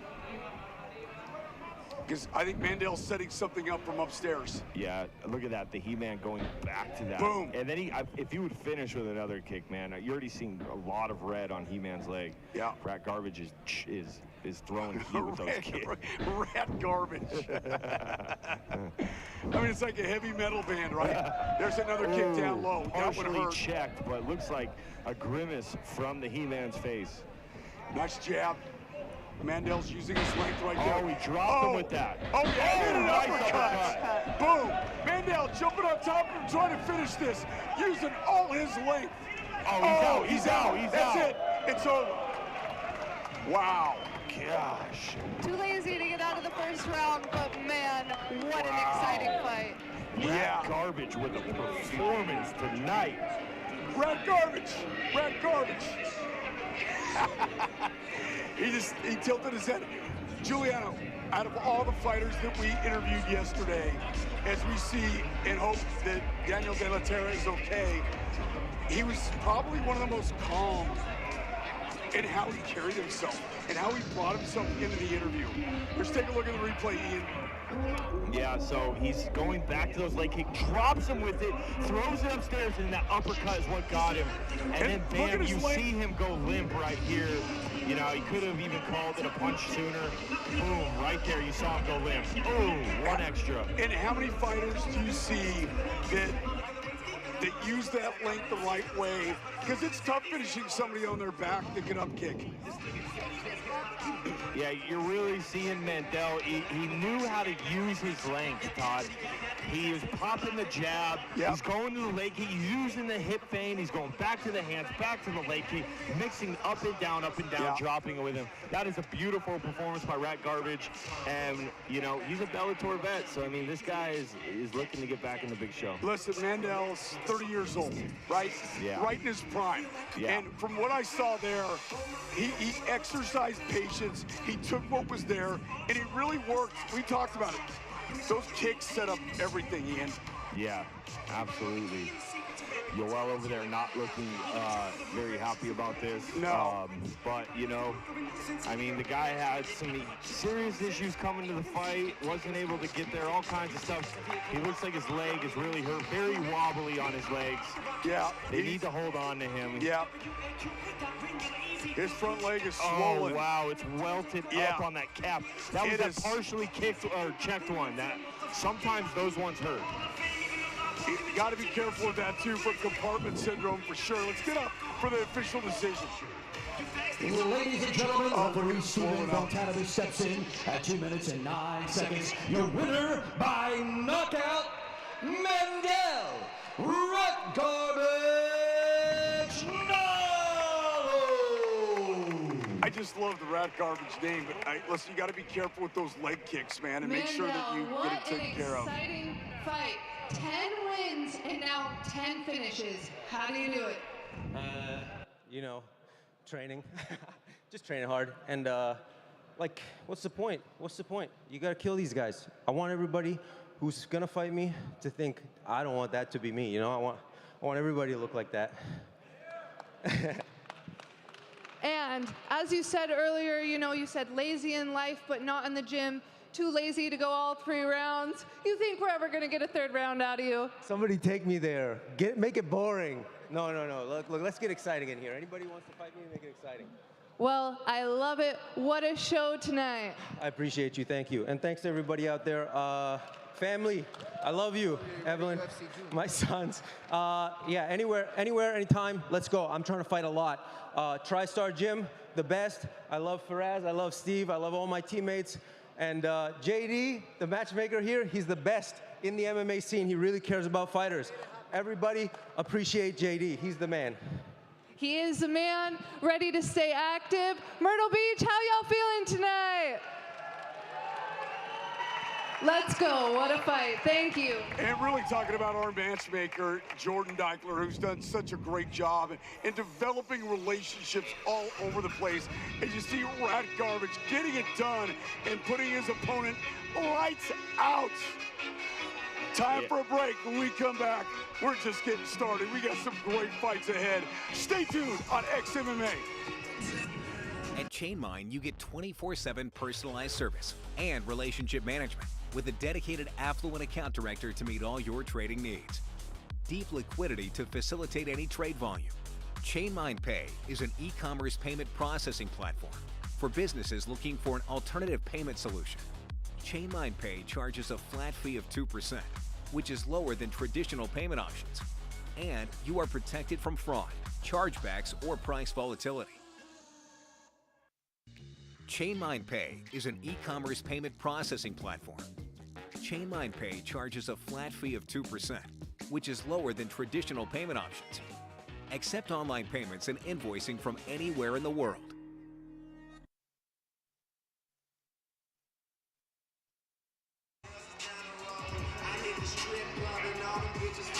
If you bring Connor T, I'll take one too. Which please. one?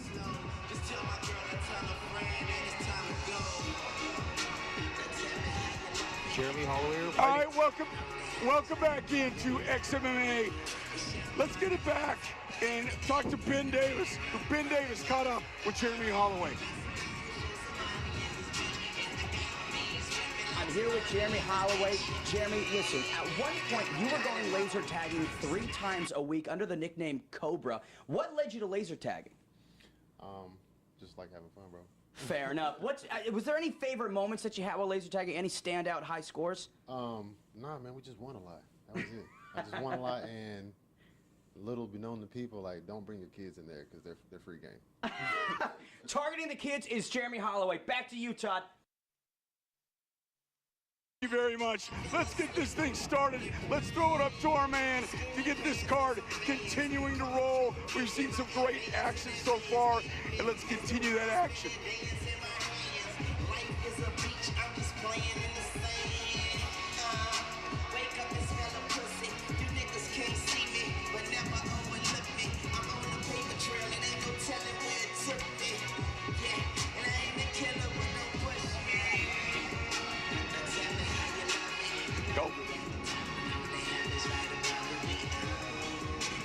Ladies and gentlemen, fight fans, here we go. Your next fight is in the Xmma welterweight division. We have a brief 3-minute hold, ladies and gentlemen. Your next fight will be coming up shortly. Well, that was unexpected. Don't know why. Still trying to find it out. Going to break. We'll be right back. With ChainMind's referral program, you are paid automatically into your ChainMind trading account once the referred client executes a trade.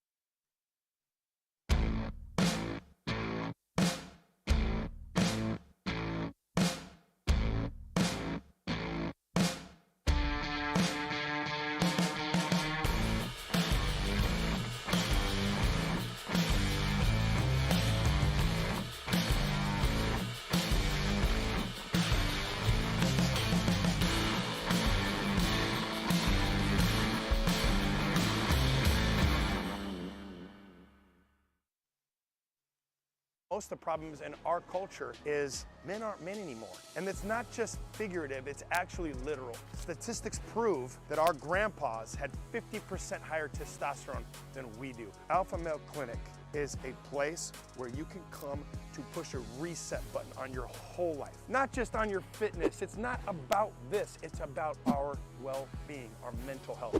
There's no magic pill here at Alpha Male Clinic. We can take away your excuses. It's life-changing, y'all. All right, welcome back to Xmma. And Juliana, when you take a look at this, one of the reasons we have this delay is when a fighter is getting attended to by a doctor, there's got to be a ring physician here at all times, and that wasn't the case. That's why we had the delay. And all good energy that he makes it out okay. All right, we got a great one coming up. We already heard from Jeremy Holloway. Let's get it up. All right, fight fans, we are live and locked and loaded for your next bout in the Xmma welterweight division. Let's bring out your fighters. Please welcome Jeremy Holloway. Jeremy hit him Holloway, 38 years old, 6 foot, reaches 71.5. He's 10-5, 5 KOs, 2 submission. Last fight, Titan FC, was 2020. Had a hard time finding somebody to fight him. Yeah, I mean, this guy couldn't find a fight for almost 2 years, and, Mitch Ramirez, being the tough guy he is, man, he took that call on short notice. I predicted this fight has fight of the night potential. It's going to be hard to get fight of the night after the crazy fights we've had so far, but this has all the ingredients. Mitch is, undefeated, but he's going against this tough guy, Jeremy Holloway, who's just been looking for a fight, and he's excited to get back in the cage, who is a Bellator vet. I'm excited for this fight. Yeah, I think it's tough when you're looking for a fight, and they keep falling through. He said it's happened time and time again. Bro, that's the fight game, man. It's terrible. When a fight falls through, you're grinding, you're training, and then your fight falls through and you don't get paid. And all that hard work, there's no climax to all the sacrifice and hard work you put in, and it's terrible. Stand by, Ben Davis standing by with Mitch Ramirez. Mitch, 11-fight win streak between your amateur and pro career. What do you credit this success to? Honestly, man, just hard work. I just stay in the gym, and I really believe I want it more than my opponents do. I know as well that you're a motivational speaker. I'm curious, ahead of this big matchup, can you give yourself a little bit of a pep talk, a little bit of a motivational speech? Don't be a bitch. I'm just playing. Hey, we'll live those words. Back to you, Todd. All right, Ben Davis, thank you very much. As we see Holloway get into the cage, and you're very familiar with Mitch Ramirez. Yeah, man. And now, ladies and gentlemen, making his way to the cage, please welcome his opponent, Mitch Ramirez. And, you know, as Todd and I did the interviews earlier, Hidam had told us he's doing this because he needed to change his life, which is such a similar story to Mitch. Bringing that up, you know, both of these men have dealt with extreme adversity in their life, and they're here because they believe this is their only option. This is what they want to do for life. And Ian, you can really compare this. For people that don't know your story, look it up. In prison for drugs, Mitch at 17 years old was a heroin addict. Very few people can turn their life around. Yeah, I mean, heroin is one of the hardest drugs to get off of. He's a Court McGee guy. Court McGee's a huge advocate for getting sober. Guy has a crazy story. But yeah, Mitch Ramirez, man, you know, what a comeback from being such a low place, a drug addict, you know, shooting heroin to the point of, you know, basically trying to kill yourself. Didn't care if he lived or died. Didn't care. Didn't care if he lived or not, and I love Xmma giving him the shot. And that's actually where he found that he was going to be a good fighter. He was fighting for his life in prison, a life or death situation. He ended up beating up the guy and ended in respect because he said, listen, I fought outside of the cage and you are good, bro. You got to do this. He was fighting in the shower against a bigger man that used to fight. And afterwards, the next day, they sat and watched UFC. And the guy said, this is what you need to do. That is a wild story. And it was the absolute turning point in his life. Another thing that Mitch had to overcome, he was actually in the top 31. Conor McGregor, the season coming up on May 30th, in the house, in the building, and Conor came in with his guys and said, nope, I'm not doing this season unless I bring in my guys, and Mitch got sent home. Sitting in the hotel room, done the ESPN interviews, hungry to fight. You believe that you're in, and all of a sudden they tell you to go home. I believe that we're gonna tough, brutal. I believe we're gonna see him coming out with a burning flame. Let's get it up to Jazz. Ladies and gentlemen, this fight is brought to you by the Dollhouse Myrtle Beach. 3 rounds in the Xmma welterweight division. And now, introducing first, fighting out of the blue corner, his record, 10 victories versus 5 defeats. Standing 6 feet tall, he went in at 168.5 pounds. Representing Darkside MMA, fighting out of Charlotte, North Carolina. Introducing Jeremy Holloway. Hit him!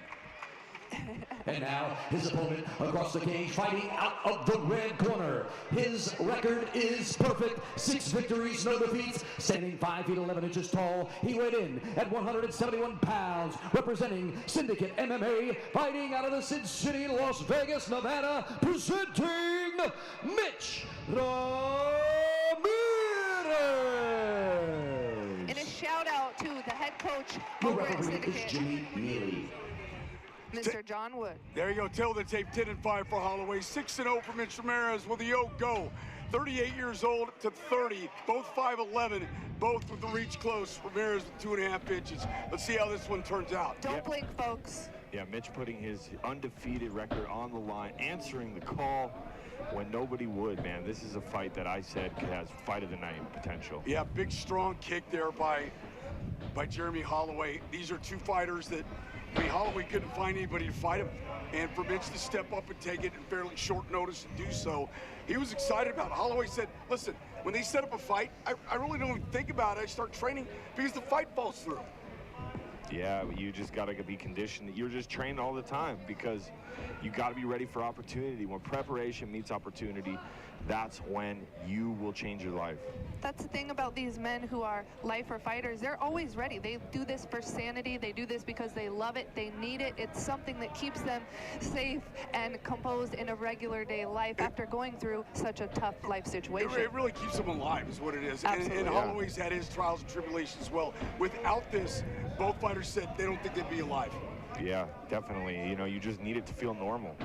You need to get in there. You need that competition. You need that physical aspect behind it, the mental aspect behind it. And, you know, even on the tough days, it pushes you through. So we're seeing some good movement on both these guys, just kind of feeling each other out. Mitch looks like he's moving forward, you know, looking for his shots.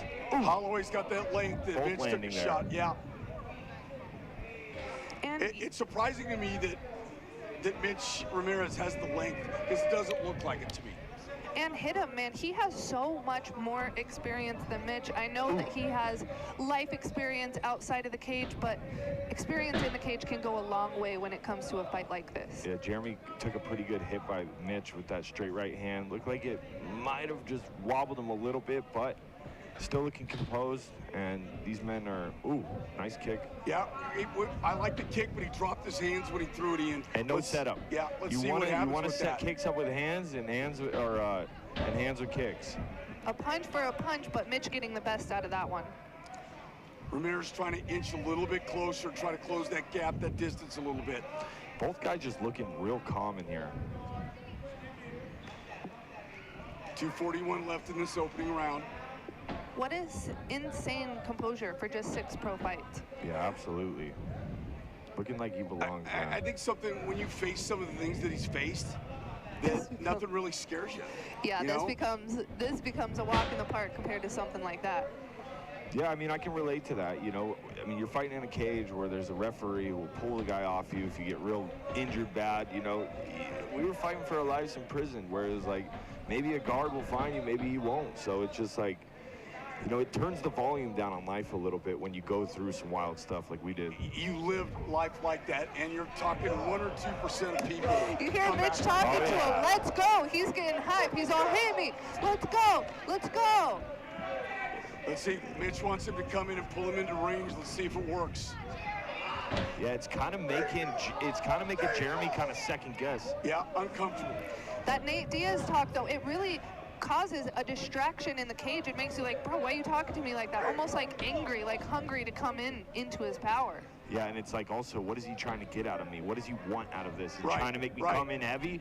Because most times they are. I think he wants to draw him in. That's what he wants. Big leg kick there, the calf kick by Ramirez.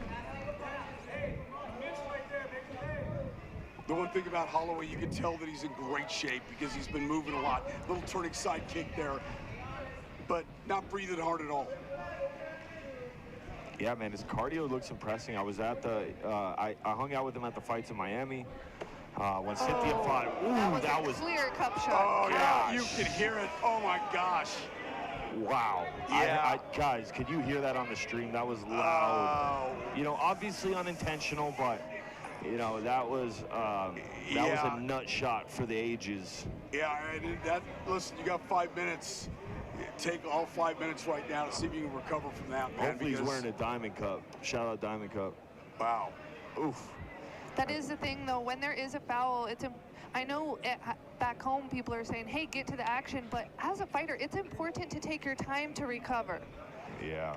Here's the replay of it right here. And, see. Man, he just didn't chamber his kick. Well, he kind of was going for the leg kick, and, you know, Jeremy stepped back to switch stances. It happens, you know. I'm kind of surprised that they're allowing Mitch to stay as close to him. Because usually the official will take him to the other side of the cage, and I don't know why they're not doing that. Yeah, I don't know. And from experience, that looked like it grazed it. Is that almost worse? Is that where it, like, pinches you? Or let me tell you something. The straight shots? Anytime you get hit there, you go down, period. Well, I don't know, man. It's weird. When my adrenaline's up, I can get hit in the balls, and it doesn't, I don't know. Yeah, well, maybe I'm not as tough as you, because if I get caught in the family jewels, if my wife throws something at me, I'm covering up. Yeah, I mean, it's just different. He's trying to get his balls to essentially drop back down. The hard part about a foul is Mitch is just in the corner, hungry and ready, and now there's a rise out of the crowd. They are screaming. See, in prison, there would have been no stop there. You know, you gotta bounce those boys back down so you're ready to roll. Yeah, when you're starting to feel them in your throat, you know, that's a bad nut shot. Yeah. So. Give credit to Holloway for coming back now. Let's see how he moves. Coming back pretty fast, too. Crowd appreciates the fact that he got the boys rolling again, so to speak. A little funny, too, because right above his cup, his name hit him is right there, and that Mitch did. Yeah, Mitch is kind of taunting him, you know, throwing the looks away. 30 seconds left in this round, so, you know, we need to see something kind of big from these guys. Nice leg kick. Yeah, Mitch scored with the leg kick. He was off balance a little bit, Holloway was. Nice leg kick again. Yep. And listen, once you get hit there, you got to take the advantage of it, of making sure that he's paying attention to that. He's really starting to chip away at that leg, and you're seeing the stance switch. Missed with that last one. Holloway was able to duck out of the way, and now he gets an opportunity. Got to give it up to Holloway there. I don't know that these guys necessarily like each other very much. Yeah. I mean, this has been a good fight so far. These guys are throwing heat, just kind of getting in the rhythm. And looking back at the replay right here, he started just really chopping the legs at the end. Yeah. You know, that was a very effective method Mandel did. You know, rat garbage, kind of threw that jab, hook, chopped those legs.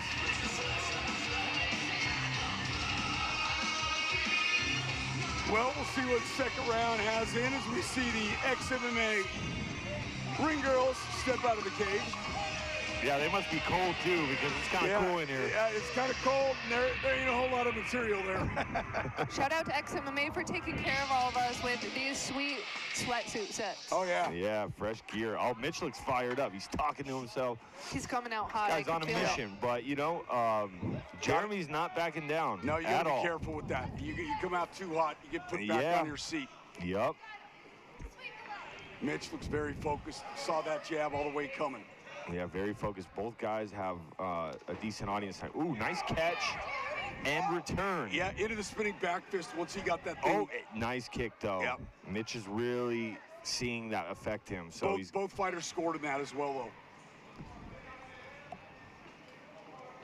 Yep. Now he can use those feints and kind of boom. Another leg kick. Oh, no, he's talking. He's talking. That was a little bit far. Too far out to try that maneuver. But I like, see how he's pumping that jab out there? I like to see that, even though he's not, it's not going to hit him, but it's keeping him distracted.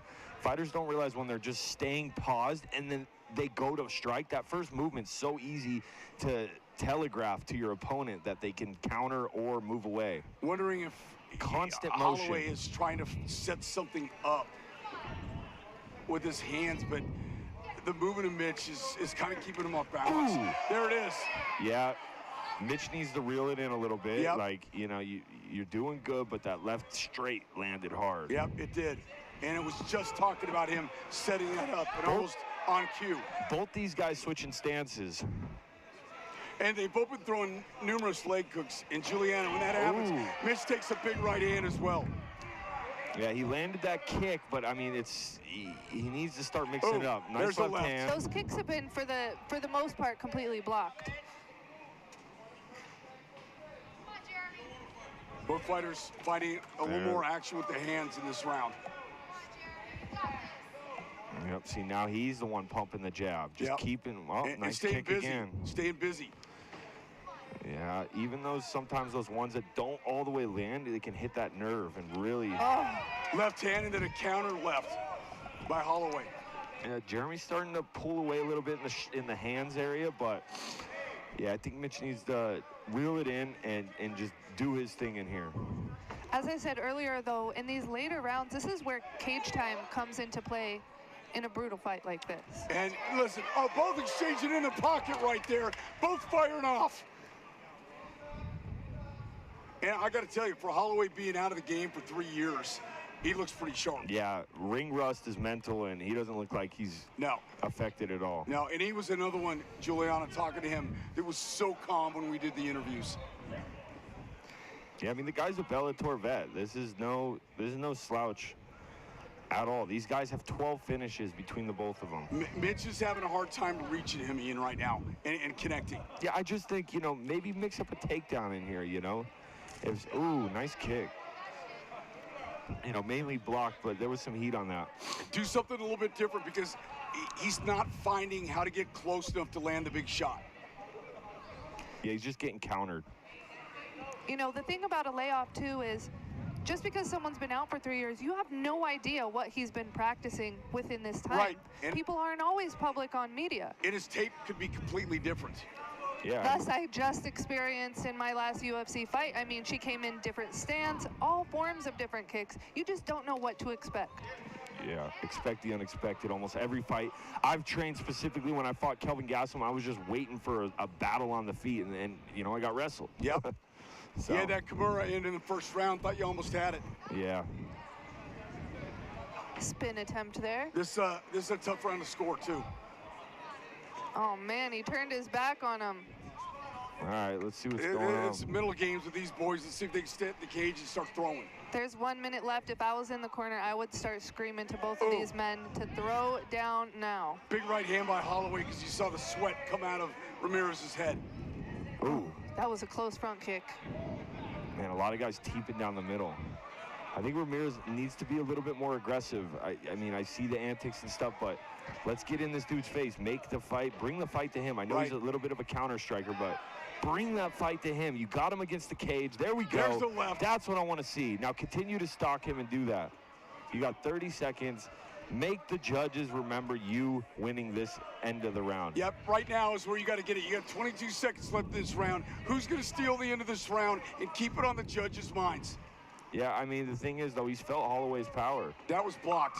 That punch never got through. Holloway seems pretty confident with a few little tactics nice of his teeth. own. Oh, big right hand. Yeah, that was a good little ending for Mitch. Yeah, Holloway does not want to be up against the cage. That 10-second clacker's coming a little early, too, by the way. Yeah, at least to our vision, but that was weird. Holloway kind of, you know, slunched over a little bit there, but I mean, he had a great round. He did good that round. Let's see the replay. He did some good work. He had some good counter strikes there. You know, Mitch had a bunch of leg kicks, but partially blocked, as you said. Let's see, here's the replay. See, he caught that one kick. Ooh, that left landed flush. Took a big punch. Threw that kick. And then Mitch landing at the end of the round. Yep, that leg kick. He's feeling those leg kicks. So where do you feel this fight is right now going into that third round? I think 1-1. You think Mitch took first round? Yeah, I do. Okay. Oh, man, they just drenched it. Yeah. Coach took out a bag of ice, and there is so much water. I'm praying we don't see a slip because there is a giant puddle. Yeah, you gotta clean up that cage. Yeah, and they're knowing it too. I've seen this before. Good thing the refs. Oh, it was there for we mouth go. guard. He I was thought they running were fast. gonna grab the water. Look at all that water on the cage. I know they drenched him a little too much with the head water. All right, here we go. Third and final round. Whose fight wants it? Who wants it worse? Who wants it more? Ooh, nice jab. That was a head knocker. Yeah, big jab. Stuck Mitch's head back, but let's see what's going to go down. Ooh. There's another right hand side. Straight right. Yeah, those straight punches are landing right down the pipe. You know, I think Mitch needs to kind of move his head a little bit more. He's walking in with his head straight down the line. There we go, with some little bit of head movement. Back to those leg kicks. And I'll tell you what, the leg kicks are starting to affect Holloway. Yeah, you could tell by his body language. Switching stances, and you see he switches stances, and now I think Mitch is going to come back with another leg kick. Tries to go upstairs, and he's got to do something here. Both these fighters got to make the judges score the fight for them, because right now it's a tough fight to score. Yeah, and I think Mitch needs to have that sense of urgency because he feels like he's stalking him. He's winning this fight. But there's that leg kick. There it is. There it is. That's it. That's it. There it is. Wow. Oh, man. Wow. Just the number we talked about it 30 seconds ago, that those leg kicks were starting to affect him. Yeah, they were adding up for sure, and you could tell he felt that. He was trying to switch to southpaw, but he felt vulnerable there. Cynthia Cabillo is 2-year girlfriend over in his corner, standing up, clapping, very excited for the showing of her boyfriend, Mitch Ramirez. Look at this leg kick. Boom. And it didn't look, Ian, it didn't look like a super overpowering, but what it looked like is it took the toll and it took the damage. It doesn't matter. Sometimes you hit that nerve and that leg will either straighten or you will get a drop foot. We've seen it with Michael Chandler. Yes. We've seen it. Anthony Smith has done it to his opponent before. And sometimes it's those leg kicks that don't even look that bad that hurt the most. So congratulations. Devastating. Yeah. Calf kick. It was like it locked up right away as well. Yeah. He saw it lock up right away, and there was nothing he could do, and he was in a defenseless position. Yeah, you know, a calf kick can end the fight. Everyone has gone down to the calf kick. People used to kick the thigh. Those do add up. You can finish right. Ernesto Hoost in kickboxing and glory, he has perfected it, but now we've evolved to the calf kick, and the calf kick ends fights. He took a calf kick, and he could not continue. Yeah, by the way, Ian threw a calf kick at me today. I barely got out of the way. I don't think you were serious about it, but I kind of ran. I don't want to feel that, you know. I gotta broadcast the fights, you know. People don't realize the pain of a calf kick. No. Good fight, though, man. The guys back up. Respect to these two athletes. You know, and we got to say, Mitch might have been losing that fight. Yes, and I got to tell you, again, Jordan Dagler with a great matchup. Let's get it up for the decision. Ladies and gentlemen, this fight ends with a verbal submission at 59 seconds of round number 2. Officially a TKO. Your winner, Mitch Ramirez.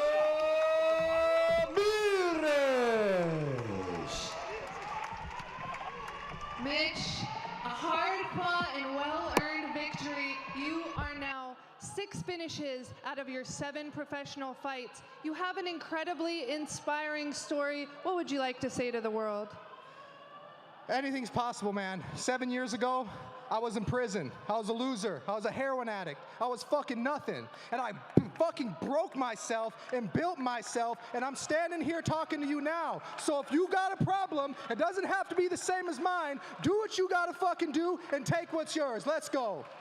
An absolute mic drop on that one. The crowd goes wild. To everyone watching at home, anything is possible. Thank you for such an exciting fight. Thank you. And one more thing. I was supposed to be on The Ultimate Fighter, and I lost my spot because Conor McGregor came in with a couple of his little cronies and kicked me out last second. Dana White, you said that you were going to give guys like me an opportunity in the UFC. I'm asking you now, please give me my opportunity. I belong in the UFC. UFC Contender Series, let's bring this finisher in. All right, there it is, Mitch Ramirez, and some mental midget pulled the fire alarm. We're going to go to a commercial break and find out who it was that pulled the fire alarm. Maybe we'll get him in the cage and get Ian Heinisch after him. We'll be back. You're watching Xmma 6. It's Bash at the Beach. Chainline makes it easy to buy, sell, and hold cryptocurrency. Start your investing in cryptocurrency with the Chainline app. Now available on both the Apple Store and Google Play. Invest anytime, anywhere with Chainline.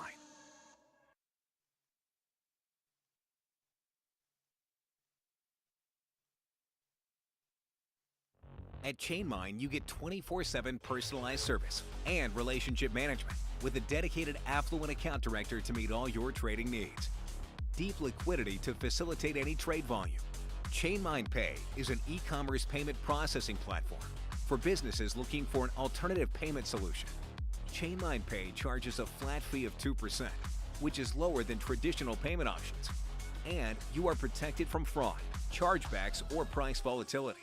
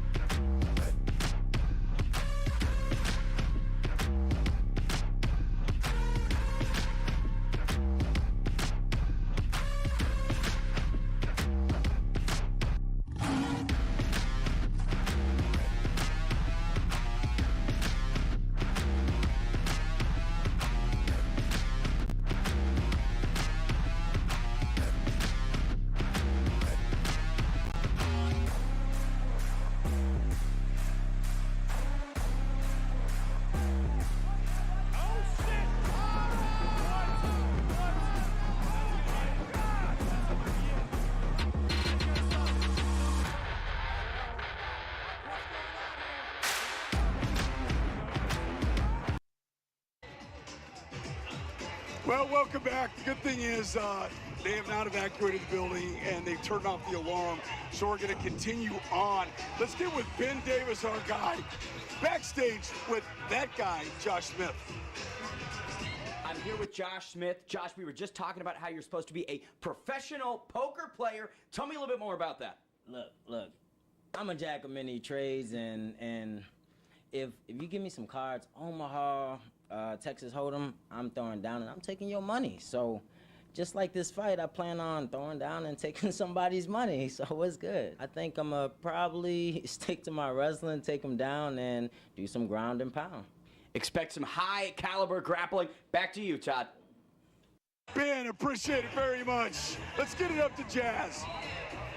Ladies and gentlemen, we'd like to welcome in all the viewers, millions watching live at xmma.tv on YouTube. We are live at the John T. Rhodes Myrtle Beach Sports Center for XMMA 6 Bash at the Beach. It's time to move to the XMMA flyweight division. Ladies and gentlemen, please welcome to the cage, Josh Smith.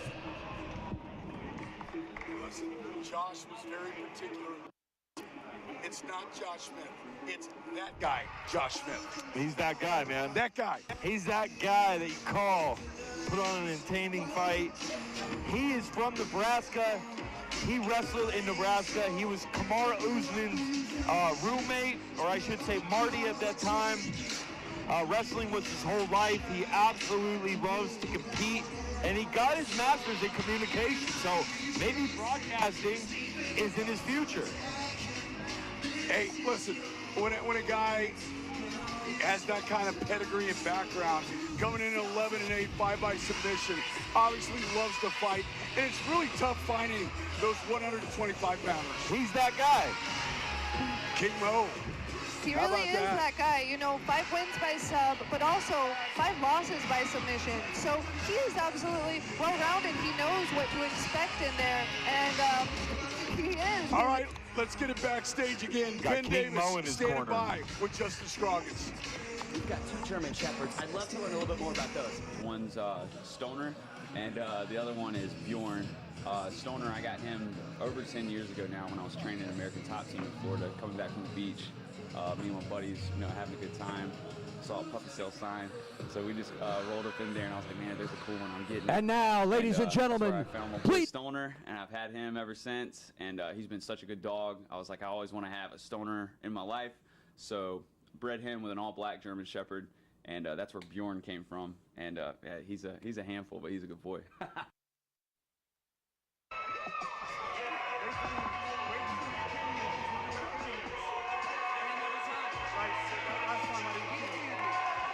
Sorry. My bad. All right, there you go. Justin Scroggins coming in, and this guy, nicknamed Tank, and at 13-6, 6 by KO. This is a guy that's been in the UFC. His last loss was Said Nurmagomedov. You know, and that being said, he's a black belt in Kempo Karate. As an amateur, he won the IKF World Kickboxing League. He began martial arts at 3 years old. Yeah. He is a lifer in this sport with tons of experience, and I know that he is hungry to get back to the big show. He really believes in talking to him that he's one of the best in the world at this division and wants to be recognized as that and needs another shot. And an exciting local, you know, he won the South Carolina AMI State Champ, and he was also the South Carolina Pro Warfare MMA Champion. Yeah, he's got his whole crowd here tonight. Ladies and gentlemen, here we go. We're scheduled for 3 rounds in the XMMA flyweight division. And this fight is brought to you by Head Rush. And now, introducing on my left, fighting out of the blue corner, his record, 11 victories versus 8 defeats, standing 5 feet 8 inches tall. He weighed in at 129 1/2 pounds, representing American Top Team, fighting out of Coconut Creek, Florida, introducing that guy, Josh Smith. All right, Jazz, you've got that guy right. And now, across the cage, fighting out of the red corner, his record, 13 victories versus 6 defeats, standing 5 feet 7 inches tall. He weighed in at 130 pounds, representing MASH Fight Team, fighting out of Spartanburg, South Carolina, presenting Justin Tank Scoggins. And you know the Tank is not afraid to bang. And when the action begins, Take a your look at the tail of the tape referee here. is Stephen 11-8 for Bartalis. Smith, 13-6 for Scroggins. But again, when you look at him, he's at 4-5 in the UFC. 72-inch reach for Josh Smith. I think this is going to be a very tough fight for Smith because Scroggins is a very tough customer. Yeah. As well as, you know, he's coming off of fighting, his last fight was in bare knuckle. You know that guy's a savage. You've got to have a completely different mindset to step in that cage. Yeah, and look at that karate style. He said he's been doing karate since he was 3 years old. And he got his name Tank because one of his favorite fighters in the UFC early days is Tank Abbott. Man, he's already thrown an incredible spinning back kick. Now he goes downstairs. That's right up your alley. Oh! Back kick Hook for a kick. back kick, wow. Yep, that hook kick didn't work and allowed to get Let's a see if he uses takedown this here. to sweep or get up. Uh-oh. Nice. He's got it. He's No, got he an ankle doesn't. lock No, he in. doesn't. It's out, it's out. It's out. He It's has okay. to have the knee line Yeah. locked in. Above the his submission. crotch. Yep. Back to the feet, guys. And you know what? For him to recognize he didn't have it and let go of it and continue to quit working Spinning on it. around with those leg kicks. That was another got him calf hit kick. for that one. Scroggins. I mean, really recognizing that you don't have it good enough and letting go of it takes some discipline. Yeah, absolutely, man. This is just, styles make fights, and this is just going to be an action-packed fight. Oh! You want to see a chamber, you want to learn how to kick right and what the chamber does? Watch this guy's kick and how he chambers his kicks. Yeah, I mean, he reminds me a little bit of Stephen Wonderboy Thompson, just with that Little bit. karate style, hands down, bouncing in, and that little rhythm bounce that he did really set up that big kick. Josh Smith doing nice a good body job. lock, beautiful body lock. Yeah, the body lock was too much now. Josh Smith's on bottom. This is He's got a hook trouble in. here. He has one hook in, but the thing is as he's hand fighting, he already has one arm sneakily under the chin. There you go. If he flattens him out right here. There's both hooks right there. Worst place to be in MMA, in my opinion. Flattened out. And against the cage. This leaves no room to start to move to stand back up. Let's see if Scroggins can flatten him out right now. Now, I would like to see him do some damage. You know, it's always position, Where's the hammer damage, fist? submission. Right. A lot of fighters skip the damage part, and they just go, here we go. Yeah, Here we go. He cleared there's his hands. big Now, this shots. will set up the submission. Right, Yep, there's that. just There it like I is. said. Bam. He needs to get it under the chin, and that's it. And he got the tap. There we go.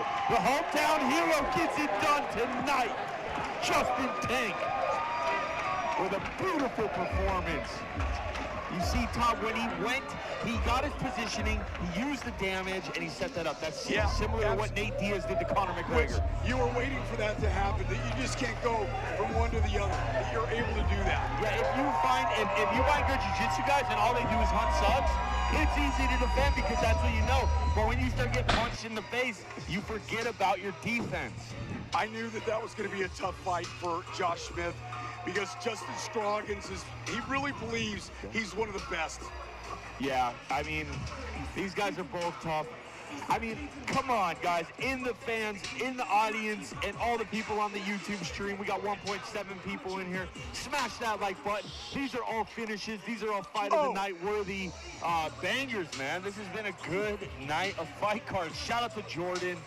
You know, I mean, the first fight had some issues. It got delayed.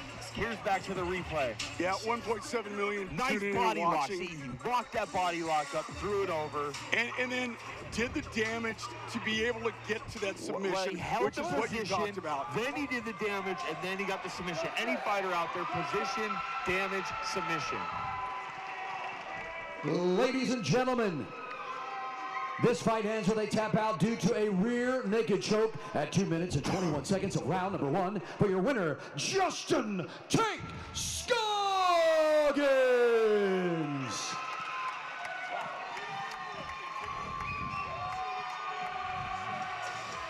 What a Wow. show you This put guy's on got here swag. tonight, Justin. You said you've been training your whole life for this. You believe that you are the best in the world. You have your hometown crowd, your friends and family here. What would you like to say to them tonight?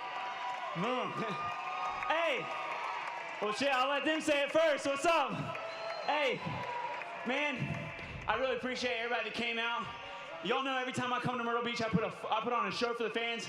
I put my body on the line. I put my heart on the line for you. I appreciate you, all y'all coming out to support. We're headed back. We're gonna go get world championships. My boy Jared already got one. We're gonna bring some gold back to South Carolina. Hey, what are they gonna do? Scoggins got jiu-jitsu. What are they gonna do? The support is huge, picking up a massive submission victory. What's next for you? I mean, I'll tell you what's next, honestly. Anybody in the world, watch my fights, check my stats, check my record. Only thing I've ever had is a hole in my jiu-jitsu game. I've gotten caught in some guillotines. I beat the crap out of everybody I fight. Straight up. I'm putting in the work. Give me the fight. Give me whoever it is out there. I'm the best in the world, bar none. Show some love for your hometown hero. Wow, and I told you, there is no lack of confidence there, and that message right out to Dana White and anybody at Bellator that wants to listen. Yeah, man, he said, you know, jiu-jitsu was always the hole that he had in his game. Yeah. And obviously he's been working on that, getting the submission finish tonight in the cage. That may be the performance of the night. I still think the fight of the night may have been the first one we came out of the gate with. Yeah, I don't know, man. We'll have to see what the people in the stream think.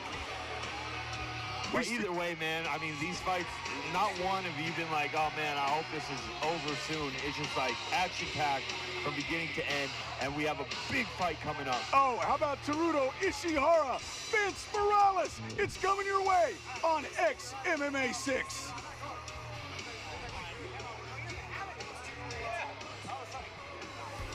With ChainMind's referral program, you are paid automatically into your ChainMind trading account once the referred client executes a trade.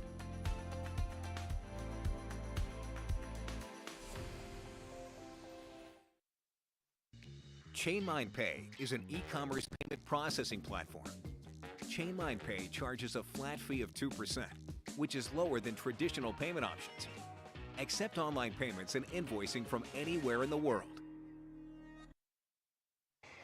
Remember the interviews last time or 5 minutes? Huh? Remember the interviews last time or 5 minutes? All right, let's get it back to, and welcome back, by the way. Let's get it back to Ben Davis, who's with Teruto Ishihara Yashabo. Teruto Ishihara. Teruto, you know, some people fight for fame, some fight for glory and money, but there's only one thing you fight for, and that's women. Where does this stem from? I don't know. I born to it? I don't know. I'm feeling good. Yeah. Feeling good. For ladies, yeah. Where's been the best place to meet women? Everywhere, every country regulated, original, you know, different taste. Some For sure. spicy, some you know, sweet, you know, mixed up, like different. So every good. Certainly can't be counted out. Teruto Ishihara, back to you, Todd. Ladies and gentlemen, fight fans, here we are live in Myrtle Beach, South Carolina on Wednesday night. Who's having a good time so far? Raise a little hell in the house tonight. Xmma 6, and we are ready to move to the Xmma Bantamweight division. Let's bring out your fighters. Please welcome to the cage, Teruto Ishihara. Teruto at Xmma 5 knocked out Weston Wilson, and Weston Wilson was a very good fighter. Knocked him out yesterday. He was grilling eel yesterday at the hotel. Grilling eel. This guy's a character, man. He's coming out to some reggae. He's gonna go in his corner and get in a meditation pose, and he just comes out and he's an absolute savage. He's a complete character. Look at him. He's got his robe on. This is just a stroll in the park for this man. Yashabu, with the nickname from Japan, it means rascal or someone naughty. You can see this in his energy from start to finish. He is just he's hilarious, fun to watch. This man's got it all. He really is fun to be around. He's always smiling. And I was gonna, you know, if we didn't have things to do, I was gonna stick around and see what the eel tasted like. But Juliana and I went and had sushi, so maybe next time I'll let him cook us some eel up. And he's just such a jokester from weigh-ins to the end of the fight. You never know what you're gonna get. A cool thing about about him is he was actually a finalist in Shuto's 2011 tournament, which is a hybrid form of MMA derived from shoot wrestling, which lets you know he's got experience from start to finish. Yeah, this guy's just a character all around. This is going to be a very interesting fight. He definitely has a tough test tonight against Vince Morales, but will he keep his knockout streak alive? And a shout out to Uriah Faber. He actually went to train with him and helped open up Team Alpha Male in Japan. Well, his opponent is going to be a good one, Vince Morales. He's with Ben Davis. Vince, your mother was one of your biggest supporters during your high school wrestling career, and she didn't see you win. How do you think she would have responded to seeing you win that senior high school state championship? I hope, and I still strive to this day, just whatever I'm doing to kind of make her proud. So I don't like to try to over-externalize and have all these different reasons to fight, because I at its core, I enjoy it. Where I'm from, we don't have a lot to cheer for. So if I can be that and inspire a little bit of wanting better, then I would love that.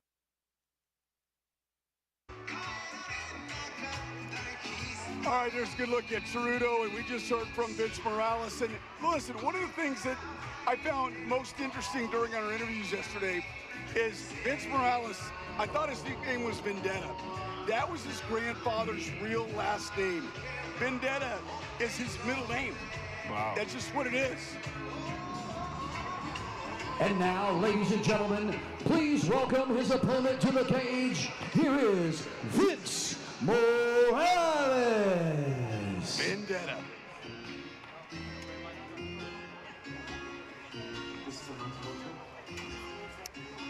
Fighting out of Syndicate MMA, a big ups to his coach, John Wood. Yeah, John Wood, you got a good one right there. I mean, these guys are both UFC vets. These guys are both tough. They're both hungry. They both want to get back there. Vince said he just wants to grow. He said, yeah, you know, he's 8-9 in his fights since the UFC. Needs to just stop worrying about, like, not trying to lose instead of going out and just fighting. That's sometimes getting fighters' head. Where you go into the fight, you say, I don't want to lose, I don't want to lose. You end up losing. You just need to go in there and fight your fight. He said he is concerned himself with his opponent way too much. And there's guys that will study tape. Juliana, you're young in your career. Some guys don't watch tape. They'll listen to their coaches. And he felt that he got caught up in watching too much of his opponent. You know, his style is wrestling, and I believe that he's from Boise, Idaho, and it's a really tough scene to come up there with a lot of heavy wrestlers. So you know he's good at what he's doing, and now it's just, can you put it together and bring the entertainment and make this a fun fight? But with somebody like the Rascal in your corner, you know he's going to bring the action. Well, I'll tell you, the last fight, when you watched him get the knockout, Ceruto, Weston Wilson was a very long fighter. He really got it going and got that knockout.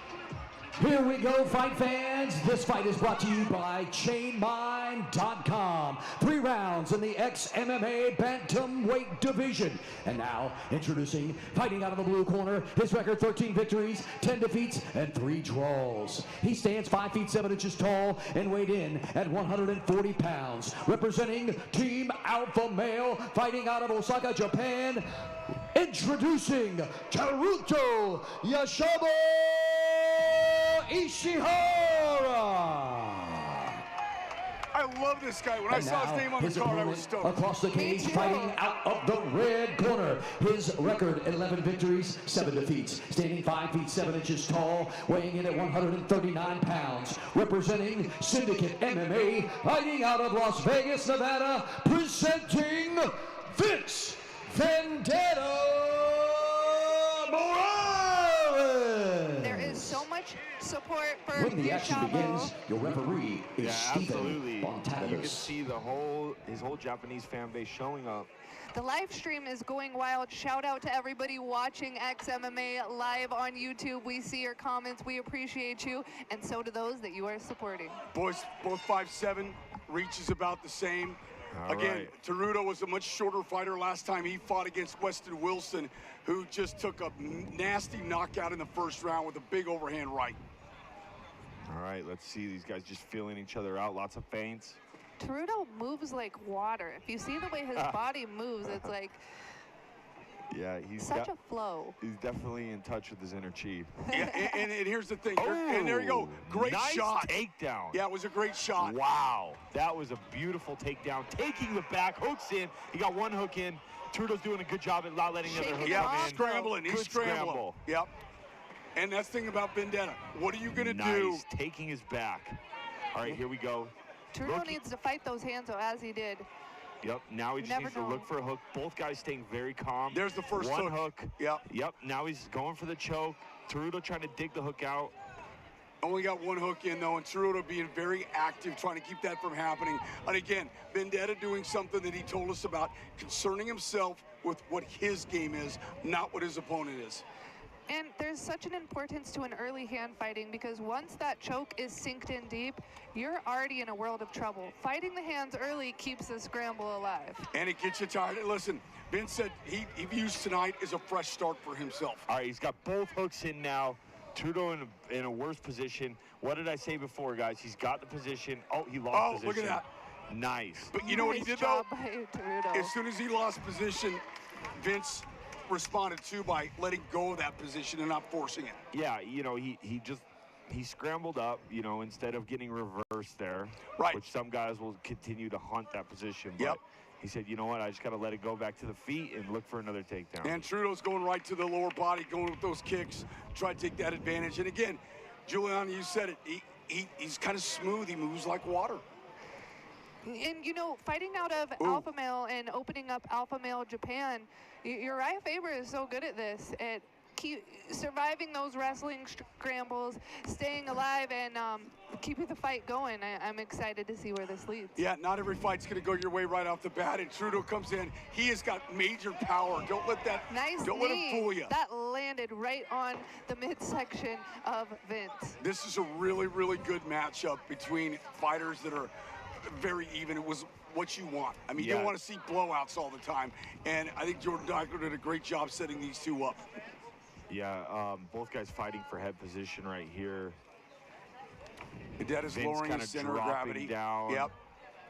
Looking for, he's got one underhook here, but really good job on Trudeau getting the head position. Trudeau with the big left hand, that one missed. Trudeau I just see him saying, be like water, friends. Yeah, exactly. You know, and he did a good job not letting Vince lock his hands. Oh, was that a trip? No, it was a slip. Okay. He looked down. He looked down to see what that was. It almost looked like he rolled his ankle.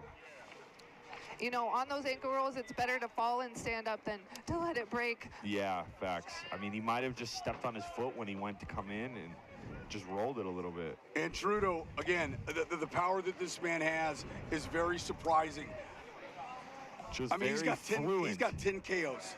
Yeah. He's got 10 very knockouts. fluent. Ooh, Vince put his leg on the cage like he might Superman off of it, but he needs to get off the cage. Trudeau, very good job controlling the center. There's jab nice there. little left jab. Yeah, that left jab landed a little bit, got Trudeau's attention.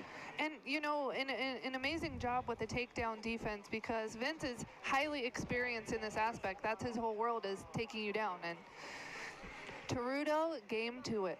Trudeau's continuing those kicks, not only low, but also going to the midsection. There's that big left hand. Wow. And a big miss. Yep, well, that was a nice feint from Trudeau. He really got him to bite on that one. Morales, Nice again, jab. there's something in the middle of the ring. I've seen them both slip down. No, I think they keep stepping on each other's feet. Is that what it This is is? what happens. When you're fighting someone with open stance, you know, you eventually step on their foot, you can roll your ankle, and you can make the guy trip. That's a big kick to the body. You said the redness coming over to Morales. Yeah, it was a good one. He landed that. If he keeps going to it, you can use it to set up a big head kick. 30 seconds left in this round. Now's where you got to go. Oh! He heard you. Yeah. Right-left combination by Trudeau. You're not supposed to be coaching, Todd. Well, you know, sometimes it happens. You get lucky, right? Man, Trudeau's really finding his groove. So fast, I think Vince needs to, you know, maybe go back to that takedown or at least feint it because he's really behind the step. Look, got a jab there. Trudeau's really keeping him guessing. Nice first round. Todd, as you said, you know, the importance of these last 30 seconds. Yeah. This is what the judges are seeing. This is what is fresh in their mind while they're scoring the cards. I think that last 30 seconds that Trudeau stole that first round. And he's so fast, and he doesn't look like a power guy. I mean, I don't know though, because Vince had the cage. I mean, he controlled him for a good 2 minutes, but he didn't land much damage. Right here, right in the beginning, beautiful level change to the takedown, took the back, didn't land any real damage, but it's still cage control. Throws that knee right there, holds him in the clinch, and bam, there was that body kick. Yep, and there's a nice strong left hand that you saw Trudeau counter with. And the other thing is, he's changing levels. Right when you're getting used to it, he's coming up with something new. Yeah, I think that's what Vince needs to do. Look at that welt across his stomach right there. He took a good body kick. Sometimes it's just a slap, though. Sometimes that doesn't mean anything.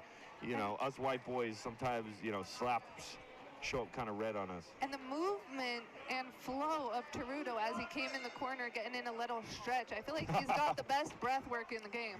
Yeah, he's not even breathing hard. Trudeau's measured up for that big overhand left. He's got it measured up. Oh. There he goes with low kick, then coming up high. Changing levels. Ooh, yep. See, they keep running Stepping into on each each other. other's Yep. feet. Yep. That's what happens. One guy's not really beating the other one. They're kind of 50-50. There you go. See Teruto work is there. There See, it is. He worked his way to the outside there and is able to get the angle to land those nice leg kicks. And you could really hear that leg kick when he hit it. That hit the soft part for sure. It wasn't like the cup sound we heard earlier tonight, but it was solid. Teruto, Nice and a big Morales countered. Teruto went down low, and then Morales now has got the head. Lock up the anaconda. He's got the anaconda locked in. He could switch this to Darce really fast. It's right now he's looking like the anaconda. Yeah. He's got it locked up for that. He needs to roll to his right-hand side. Boom. There he does.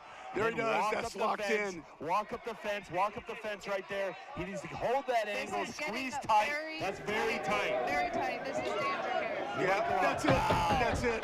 Teruto's out. He's out. He's out. Wow. What a win. Oh, my gosh. Anaconda choke. Now, you see how he hooked the leg. That was crucial. He walked off the cage, hooked the leg, so that Teruto could not continue to walk around and make the angle more favorable. Once he hooked the leg, had the angle, it was lights out. Yeah, Teruto fought it for a little bit. He did the best he could. I thought, like you, that he may switch to that Darce. And he just clipped him with that right hand. Here's the replay right here. Beautiful head hunts right here. Snaps him down, locks up the anaconda. Then he rolls towards the cage, circles out a little bit to get some space. And he took his time with doing. Yeah, he didn't hurry very anything. Composed. He didn't rush anything. He knew he had him hurt. He rolled right here. Now watch this. Walk up the cage, hook the leg. We didn't get to see it there, but beautiful performance by Vince Morales, the Vendetta. Really needed that victory. He had lost his last 2 fights. Really looking for. Listen, he had pressure on him. Yeah. If you lose 3 fights in a row, people start forgetting about you. That's a big win over a guy that just in the last Xmma got a big knockout, Teruto. Yeah, it was beautiful. Look at this. Walks up the cage, then hooks that leg. It was all about hooking the leg. See how it created that angle? And he wasn't able to escape that angle. When you have the angle, you have the lock, it's lights out. Nobody can survive that. You cannot breathe. You can't. And really high level. We saw him choking. We saw him choking, spitting up at the end. Yeah, I mean, this is high level jiu-jitsu. Beautiful job. All class between these two guys. Absolutely. Ladies and gentlemen, referee Steven Bontanibus has stepped in. We have a submission due to a Darce choke at 1 minute 17 seconds of round number 2 for your winner, Vince Vendetta Morales. Yeah, he could have moved to the Darce choke, but it was not a Darce choke. Correct. Vince, surviving Juliana the Miller. onslaught of a tough opponent, you came in here with a mission and slept your opponent. How does it feel to get the job done tonight? It feels great, man. I really feel like I needed it. Like, I kind of, I don't want to say unjustly, I didn't really show all I can do in the UFC, and I think that's one reason I ended up on the chopping block, but I firmly believe deep within my soul that I belong there, and I think I can beat a lot of the guys at the top, and this is just a step in that direction of showing people what I can really do. So. Coming out of a really good gym, training with John Wood over at Syndicate, living and training out of Vegas, what is your next hopes for you? Man, I'm trying to get another 3, 4 fights, whatever, however many it takes to get me back where I need to be. I think with the team I have over at Syndicate, man, we're making all the right moves, as you've seen with Mitch earlier. We got a bunch of killers there. I'm just glad to be one of them and honored to be part of the team and show what I can do. Well, with a choke like that, I hear the big show's calling. Great, thank you. Can't wait. Thank you guys for coming out. Appreciate it. It's been a great time. Let's go!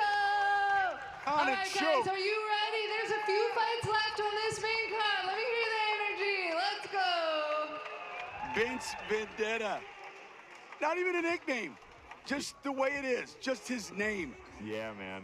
What a performance he put on. His coach, John Woods, super proud of his pupil tonight. And, you know, I believe that's, you know, getting back into the UFC, that is a step you have to take. Getting the finish, being exciting, looking very well. Coming up next, Said Yokum Kakramanov, also a UFC vet, and Rafael Costa. This is going to be an unbelievable co-main event. Stay tuned. With ChainMind's referral program, you are paid automatically into your ChainMind training account once the referred client executes a trade.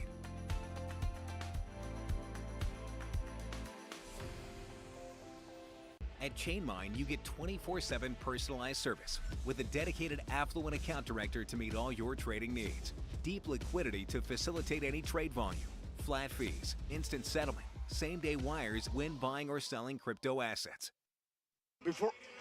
Well, listen, this co-main event, you take a look at it, and you're talking about really two high-level guys. Said Yokum Kakramanov is a guy that was 2-1 and then released from the UFC. Yeah, you know, I mean, this guy's got an attitude, man, but, you know, he does have the talent to back it up. He's pissed at the UFC, you know, he says he wants to go back. He has a lot of unfinished business in the UFC. The guy, you know, he's confident, he's cocky, but he can back it up. So he's looking to go out there and really make a statement tonight. Well, his opponent is Rafael Costa. Ben Davis is back with him right now. I'm here with Rafael Costa. Now, Rafael, I'm confused. Where did all of this bad blood with Said Yokum Kakramanov come from? So before I left Brazil, my son asking me, what is, you know, Dad, bring my victory, you know, so that's come my inspiration. Do you think after this that you and Said could potentially be friends? Can we put the bad blood to bed? From my side, is everything okay? So, but from his side, I don't know. He was a little stressed, you know what I mean? Like, I just think you were nervous. So. We'll see if they can mend things afterwards. Back to you, Todd.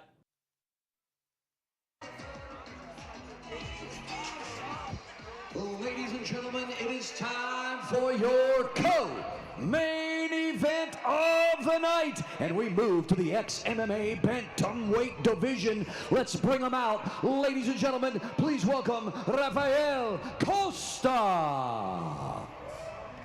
Listen, Rafael was fun yesterday because you weren't here for the interview, but Juliana over there doesn't understand all the English.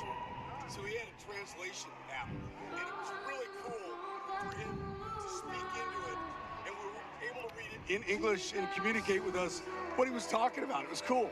Yeah, and you know, one thing he said is, you're facing an incredible opponent. How do you feel about this? And he said, you know, I don't like the comfort zone. I actually love danger. He loves danger. I welcome it. He welcomed this fight with open arms. He is excited to fight. He is fearless. And, you know, he talked a lot about his mental state. Yeah.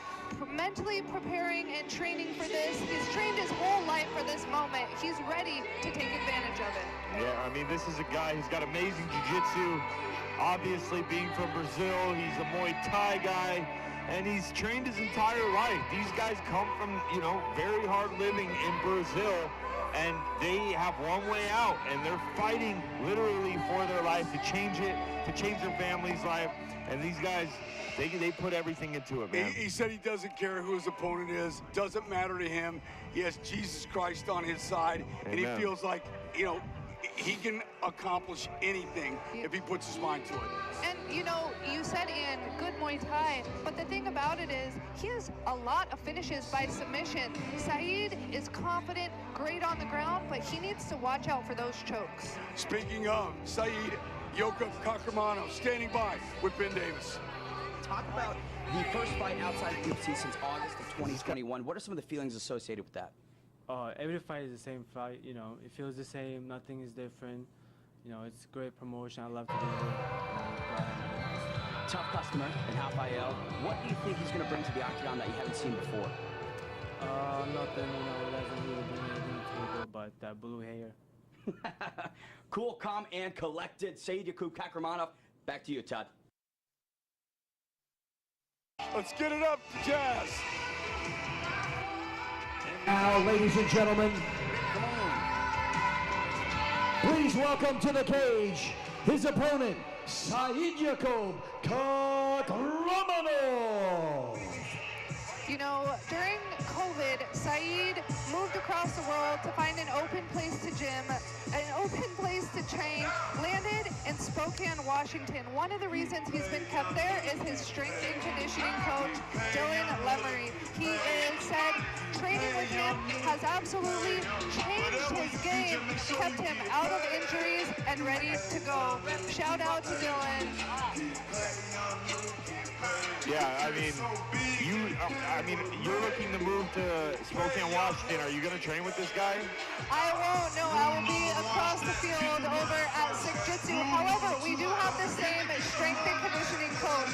So, yeah. There you go. Yeah, I mean, these guys both have a lot of finishes. This is going to be an amazing fight. Your co-main event of the evening. What an amazing fight. What amazing the fights have been so far. How many finishes have we had? 7? I think 7. And I'll tell you what, these two do not like each other. I can tell you right there that we saw it in a standoff at the weigh-in yesterday. He's got great wrestling, great jiu-jitsu, and you know, one of his training partners are Josh Reddinghouse, who fought in the Tough House. He was actually supposed to be on the card tonight. Yeah, Reddinghouse is a stud. There's no doubt about it.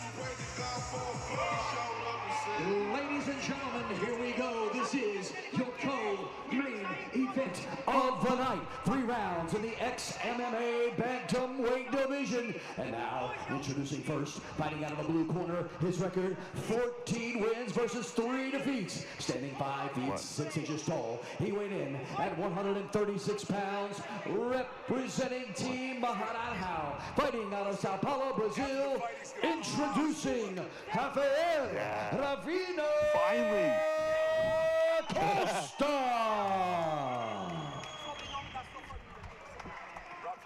And now, across the cage, his opponent, fighting out of the red corner. His record, 10 victories, 3 defeats, standing 5 feet 8 inches tall. He weighed in at 138 pounds, representing Warrior Camp, and fighting out of Spokane, Washington, by way of Uzbekistan, presenting Said Yakub Kakramanov.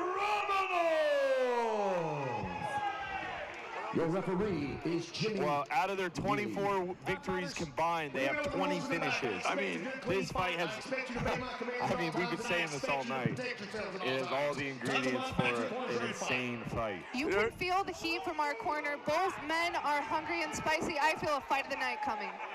That's hard. That's going to be tough. Let's see how long this one will last. I think Said Yakub Kakramanov is a very, very high-skilled, very high skilled on the ground. All right, let's see where this fight goes. 4 submissions, 3 KOs, and 3 decisions. I mean, you think Said will have the advantage against the Brazilian? I do. I do. I mean, I don't know.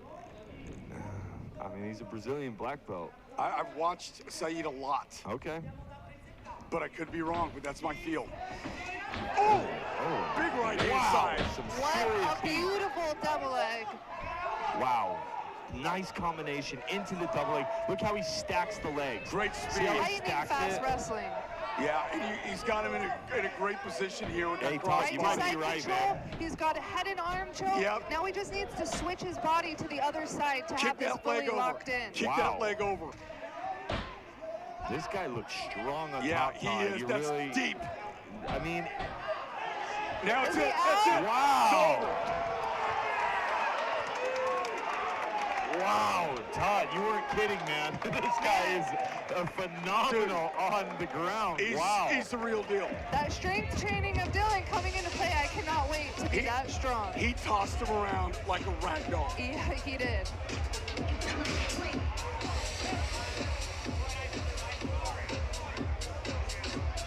Okay.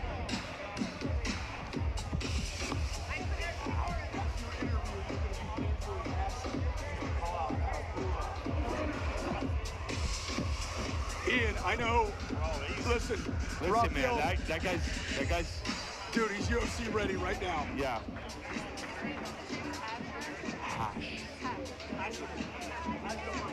Wow. Yeah, I mean, listen, like, I mean, that strength right there, he tapped and still went out. I mean, he was so tight. He looked so strong, and he just, wow, brushes it off. Listen, he's cocky, he's brash, he's called out the UFC, but man, this guy has UFC talent. He's good, man. The guy is good. Yeah, he's on another level. Yeah, I mean, this is kind of like reminding me a little bit of even, look at the power he showed. Hamzat, you know, he kind of has that Hamzat feel. Yeah, he does. But he set it up with big hands. He set it up with big hands, Ian. And look at him right there. I mean, just inside control. He just locked in. Look, he just locked it in, and there was no breaking that lock. I mean, the guy didn't even break a sweat. This fight ends with a tap out due to an arm and neck choke at 55 seconds of round number 1. For your winner, Said Yakov Kakramanov.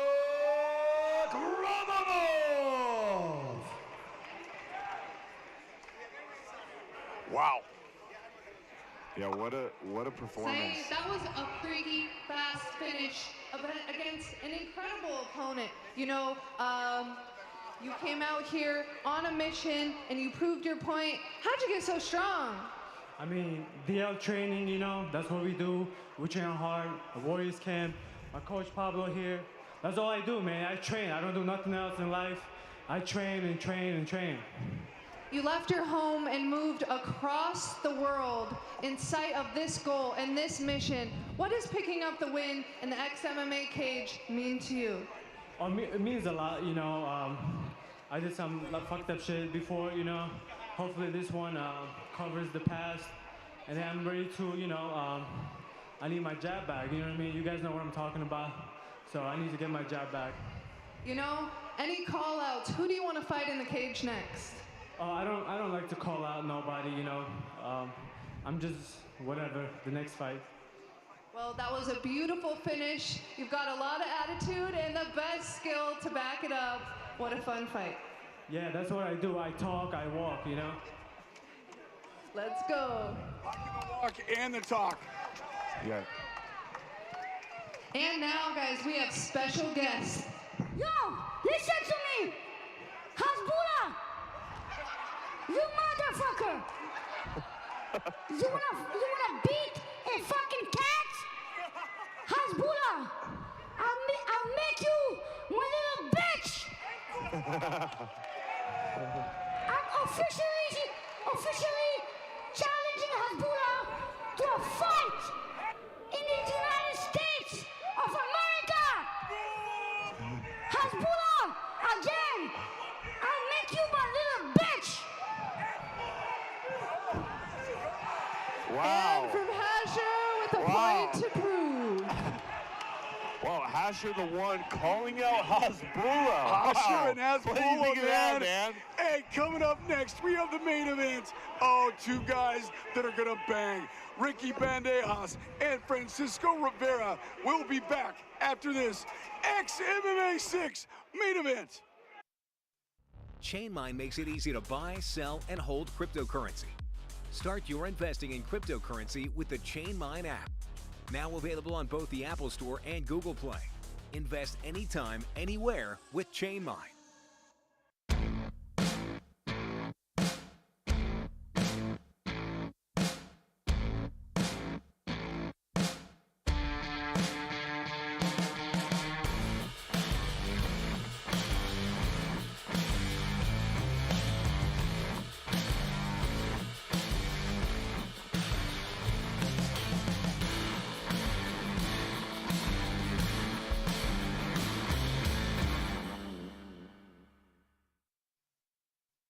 I mean, he just toyed with him.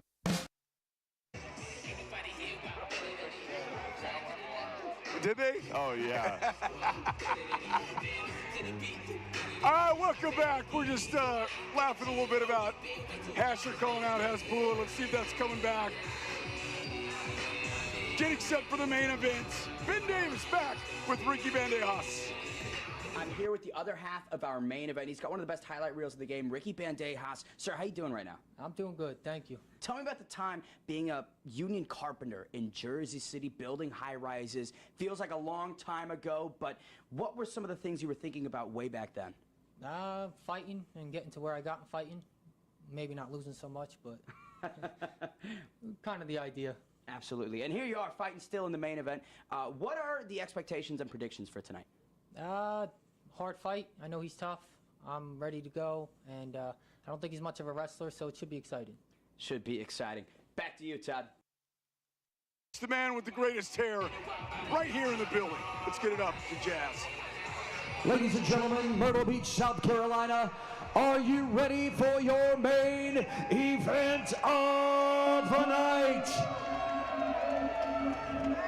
For your main event, we're in the Xmma Bantamweight division. Let's bring out your main event fighters. Please welcome Ricky Bandejas.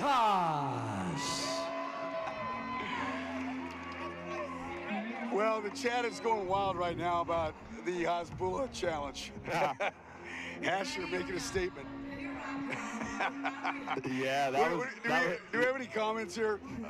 Man, they're going so fast I can't even read them to you, but that was unexpected. I wonder if Hasbulla is going to respond to this. But guys, we got to talk about this fight right now. Yeah, I mean, you're talking about these guys, I don't think they're going to hit the ground. This is a couple of bangers right now. Let's hear Ben Davis, who's standing by with Francisco Rivera. You graduated from Buena Park High School and played football at Orange Coast College. Tell me about that experience. What's been one of your favorite football memories? Football was my first sport. It was my passion. It was my love.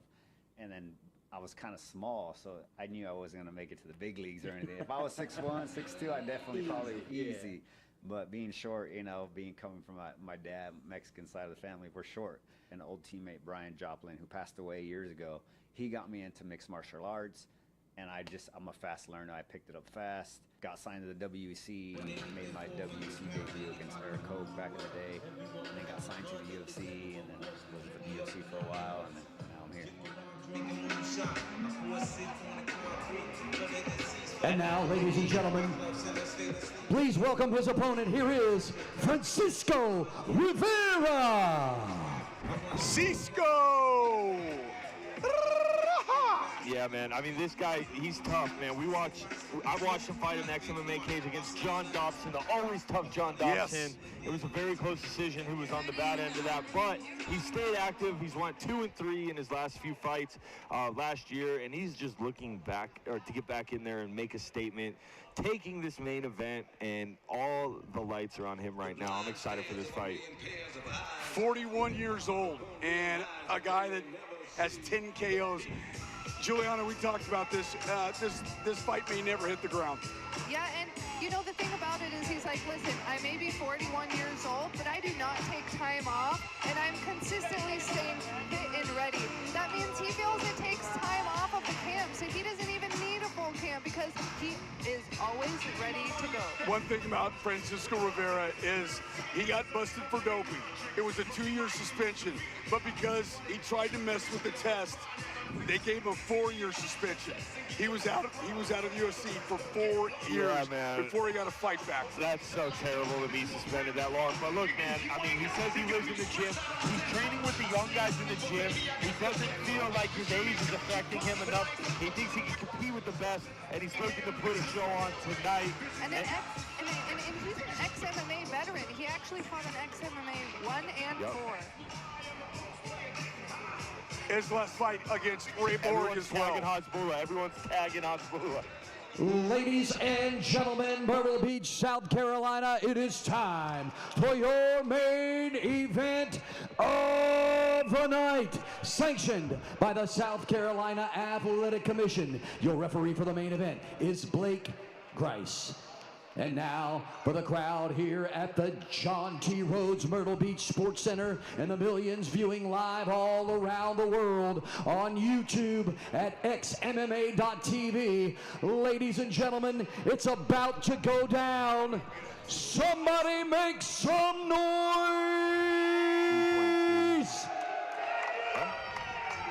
3 rounds in the Xmma bantamweight division. And now introducing on my left, fighting out of the blue corner, his record 15 victories, 7 defeats, standing 5 feet 7 inches tall. He weighed in at an even 140 pounds, representing American Top Team, fighting out of Coconut Creek, Florida, by way of Brick, New Jersey. Introducing Ricky Bandejas.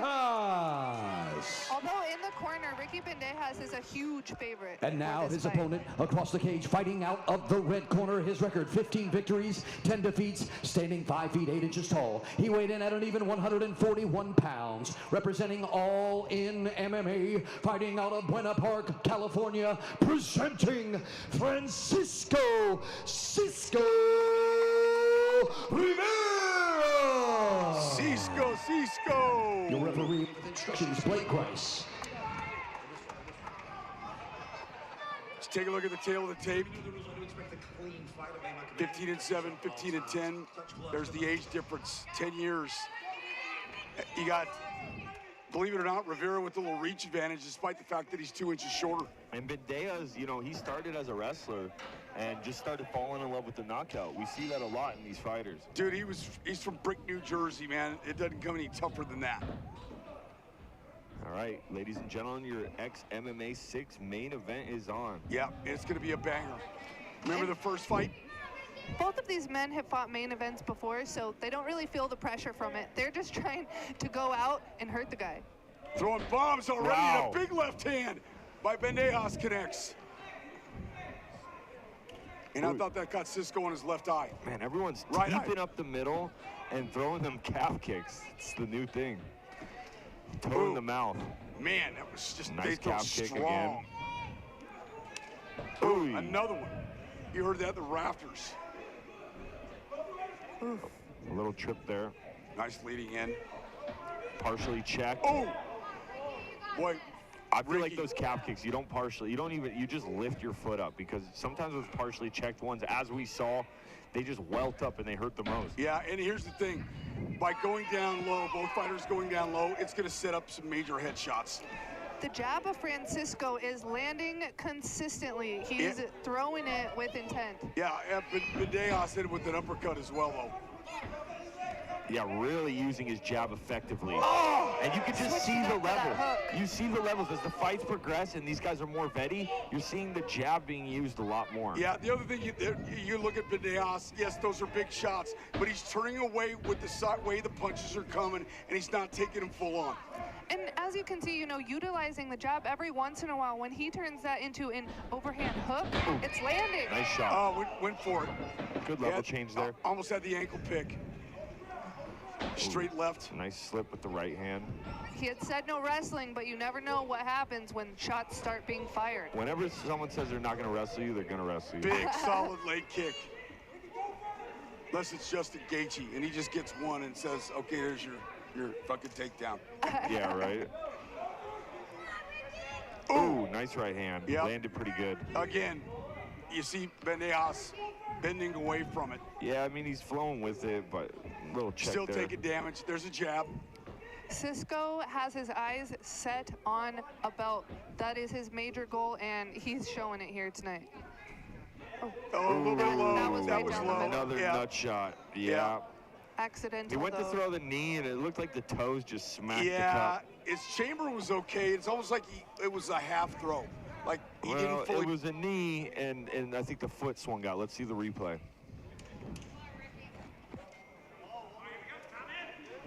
He's ready to go. All right, let's see that replay.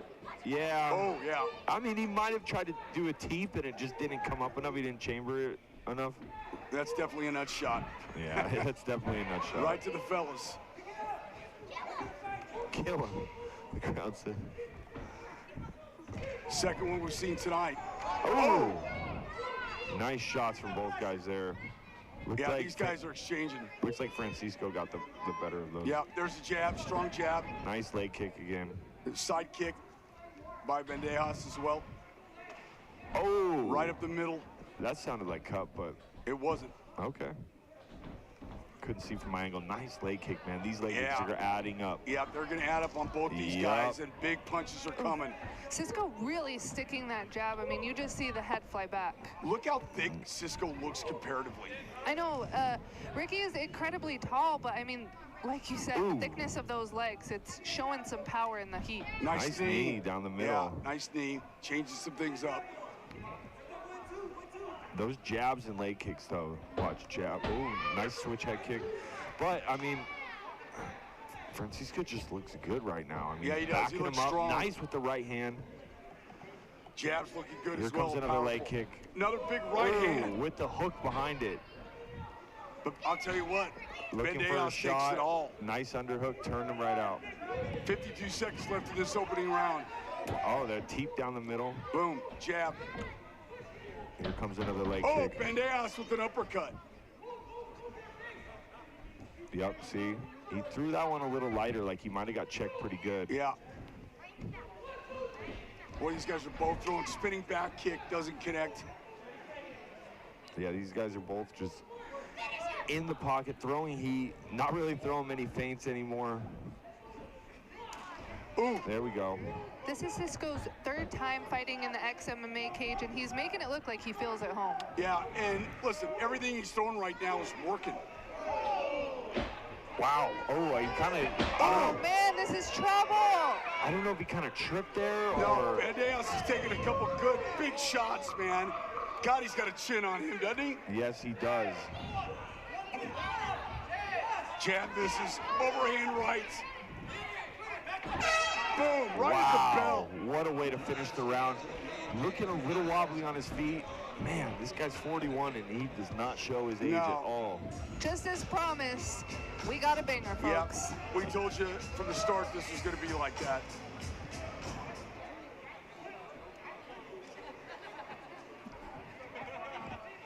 All right, here, let's check out the replay right now. Let's check out these guys banging away. Look at that, hook cross, jab, boom, hook cross. There was the little takedown in the beginning. Yeah, Ricky goes down, jumped tries right to get out a little of it. leg. Chop, chop. These guys are just chopping that tree down. You can hear both the crowd and the stream screaming for the ring card girls. I heard a few yeehaws in there. Yeah. This time we got to say, save a horse, ride a cowgirl. We got Just Bleed fans in the bleachers. We got crazy trolls and good MMA fans on the stream, and some beautiful ring girls, and just some action-packed fights tonight, ladies and gentlemen. And a call out to Hasbulla. And a call out to Hasbulla. Shots fired there. Shots fired. I want to see some people tagging Hasbulla. Let's clip that up and put it all over. Tag Hasbulla. And let's see if he responds. Let's see what Ricky can do to kind of counter what's been going on, because right now Cisco's dictating this fight. Hey, maybe XMMA would sanction that fight, and they could do it in the XMMA cage. Let's do it. Ooh, big shots. Bendejas can take the shot, man. He could take it, but for how long? Yeah, that's the key. You know? Ooh, left hand. Right, and it hit him in the neck. See, and he's just tapping the leg now. He's trying to set up the bigger nice power. Jab. Yeah, See, he really wants the shots to land up top, but bottom is just a distraction now. Absolutely. Get your attention a little bit, get your focus off. Can you sneak a bomb in?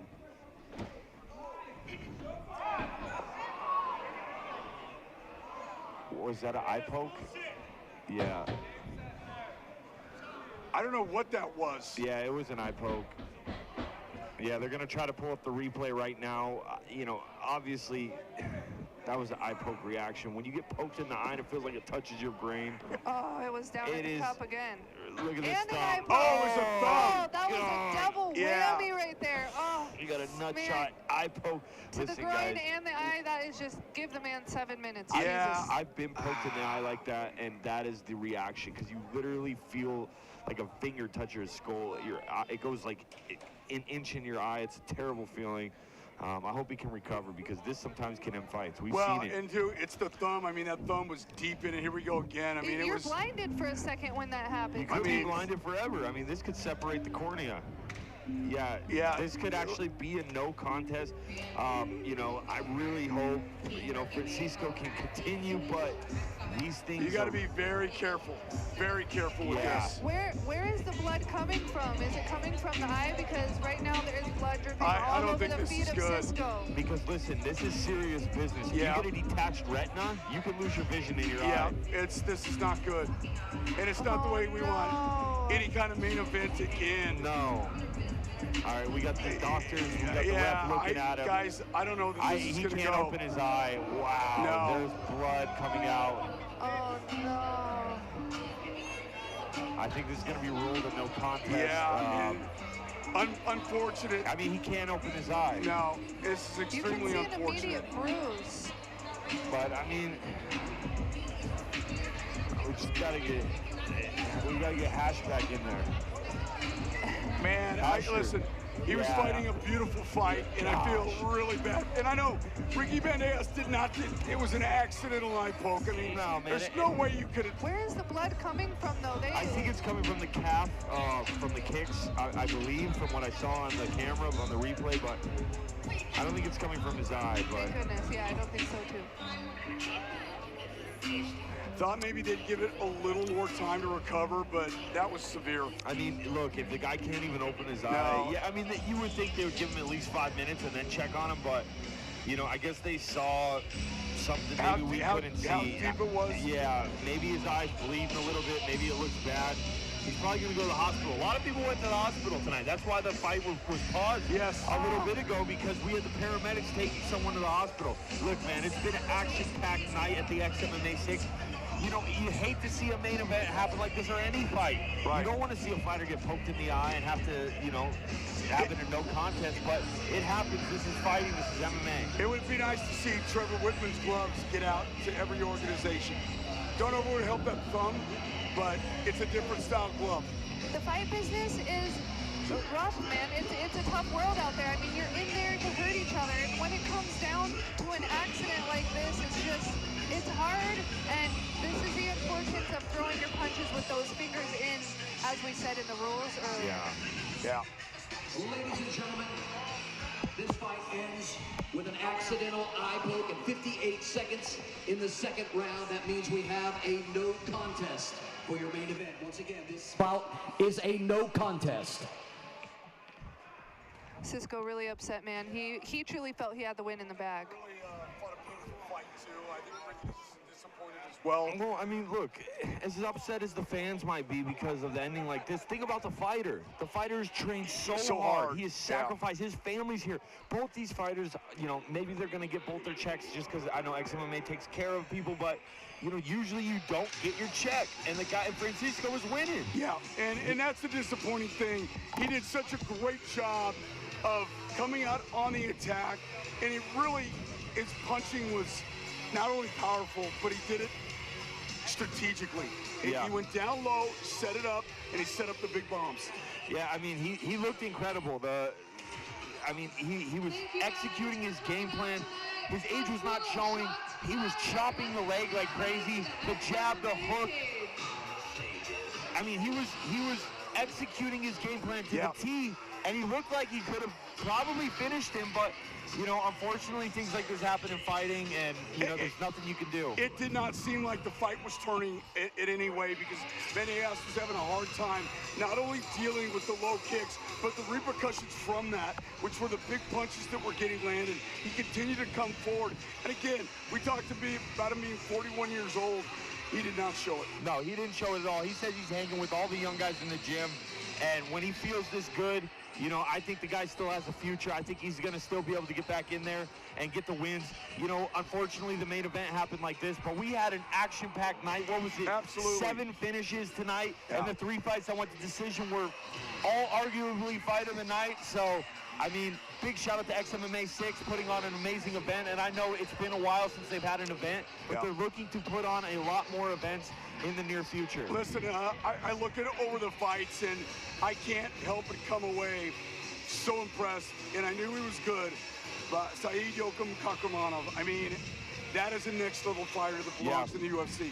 A huge shout out to XMMA for giving these prospects the platform needed to take the step for the next level. Shout out to everybody live on the live stream for tuning in, for commenting, and you know, Hasbullah, shots fired. Yo, let's make right this across fight the happen bow, baby. in the XMMA cage. Hey, how about one shout out to our matchmaker, JD.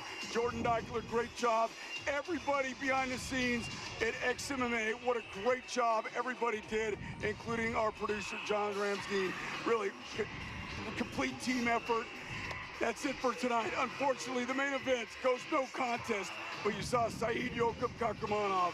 Very impressive. Absolutely, guys. And if you enjoyed this stream, if you enjoyed these fights tonight, make sure you subscribe to the channel, the YouTube channel. These fights are free to watch. And smash that like button on your way out. And we will see you guys at XMMA 7. For Juliana Miller, Ian Heinisch, I'm Todd Romero. Good night, everybody.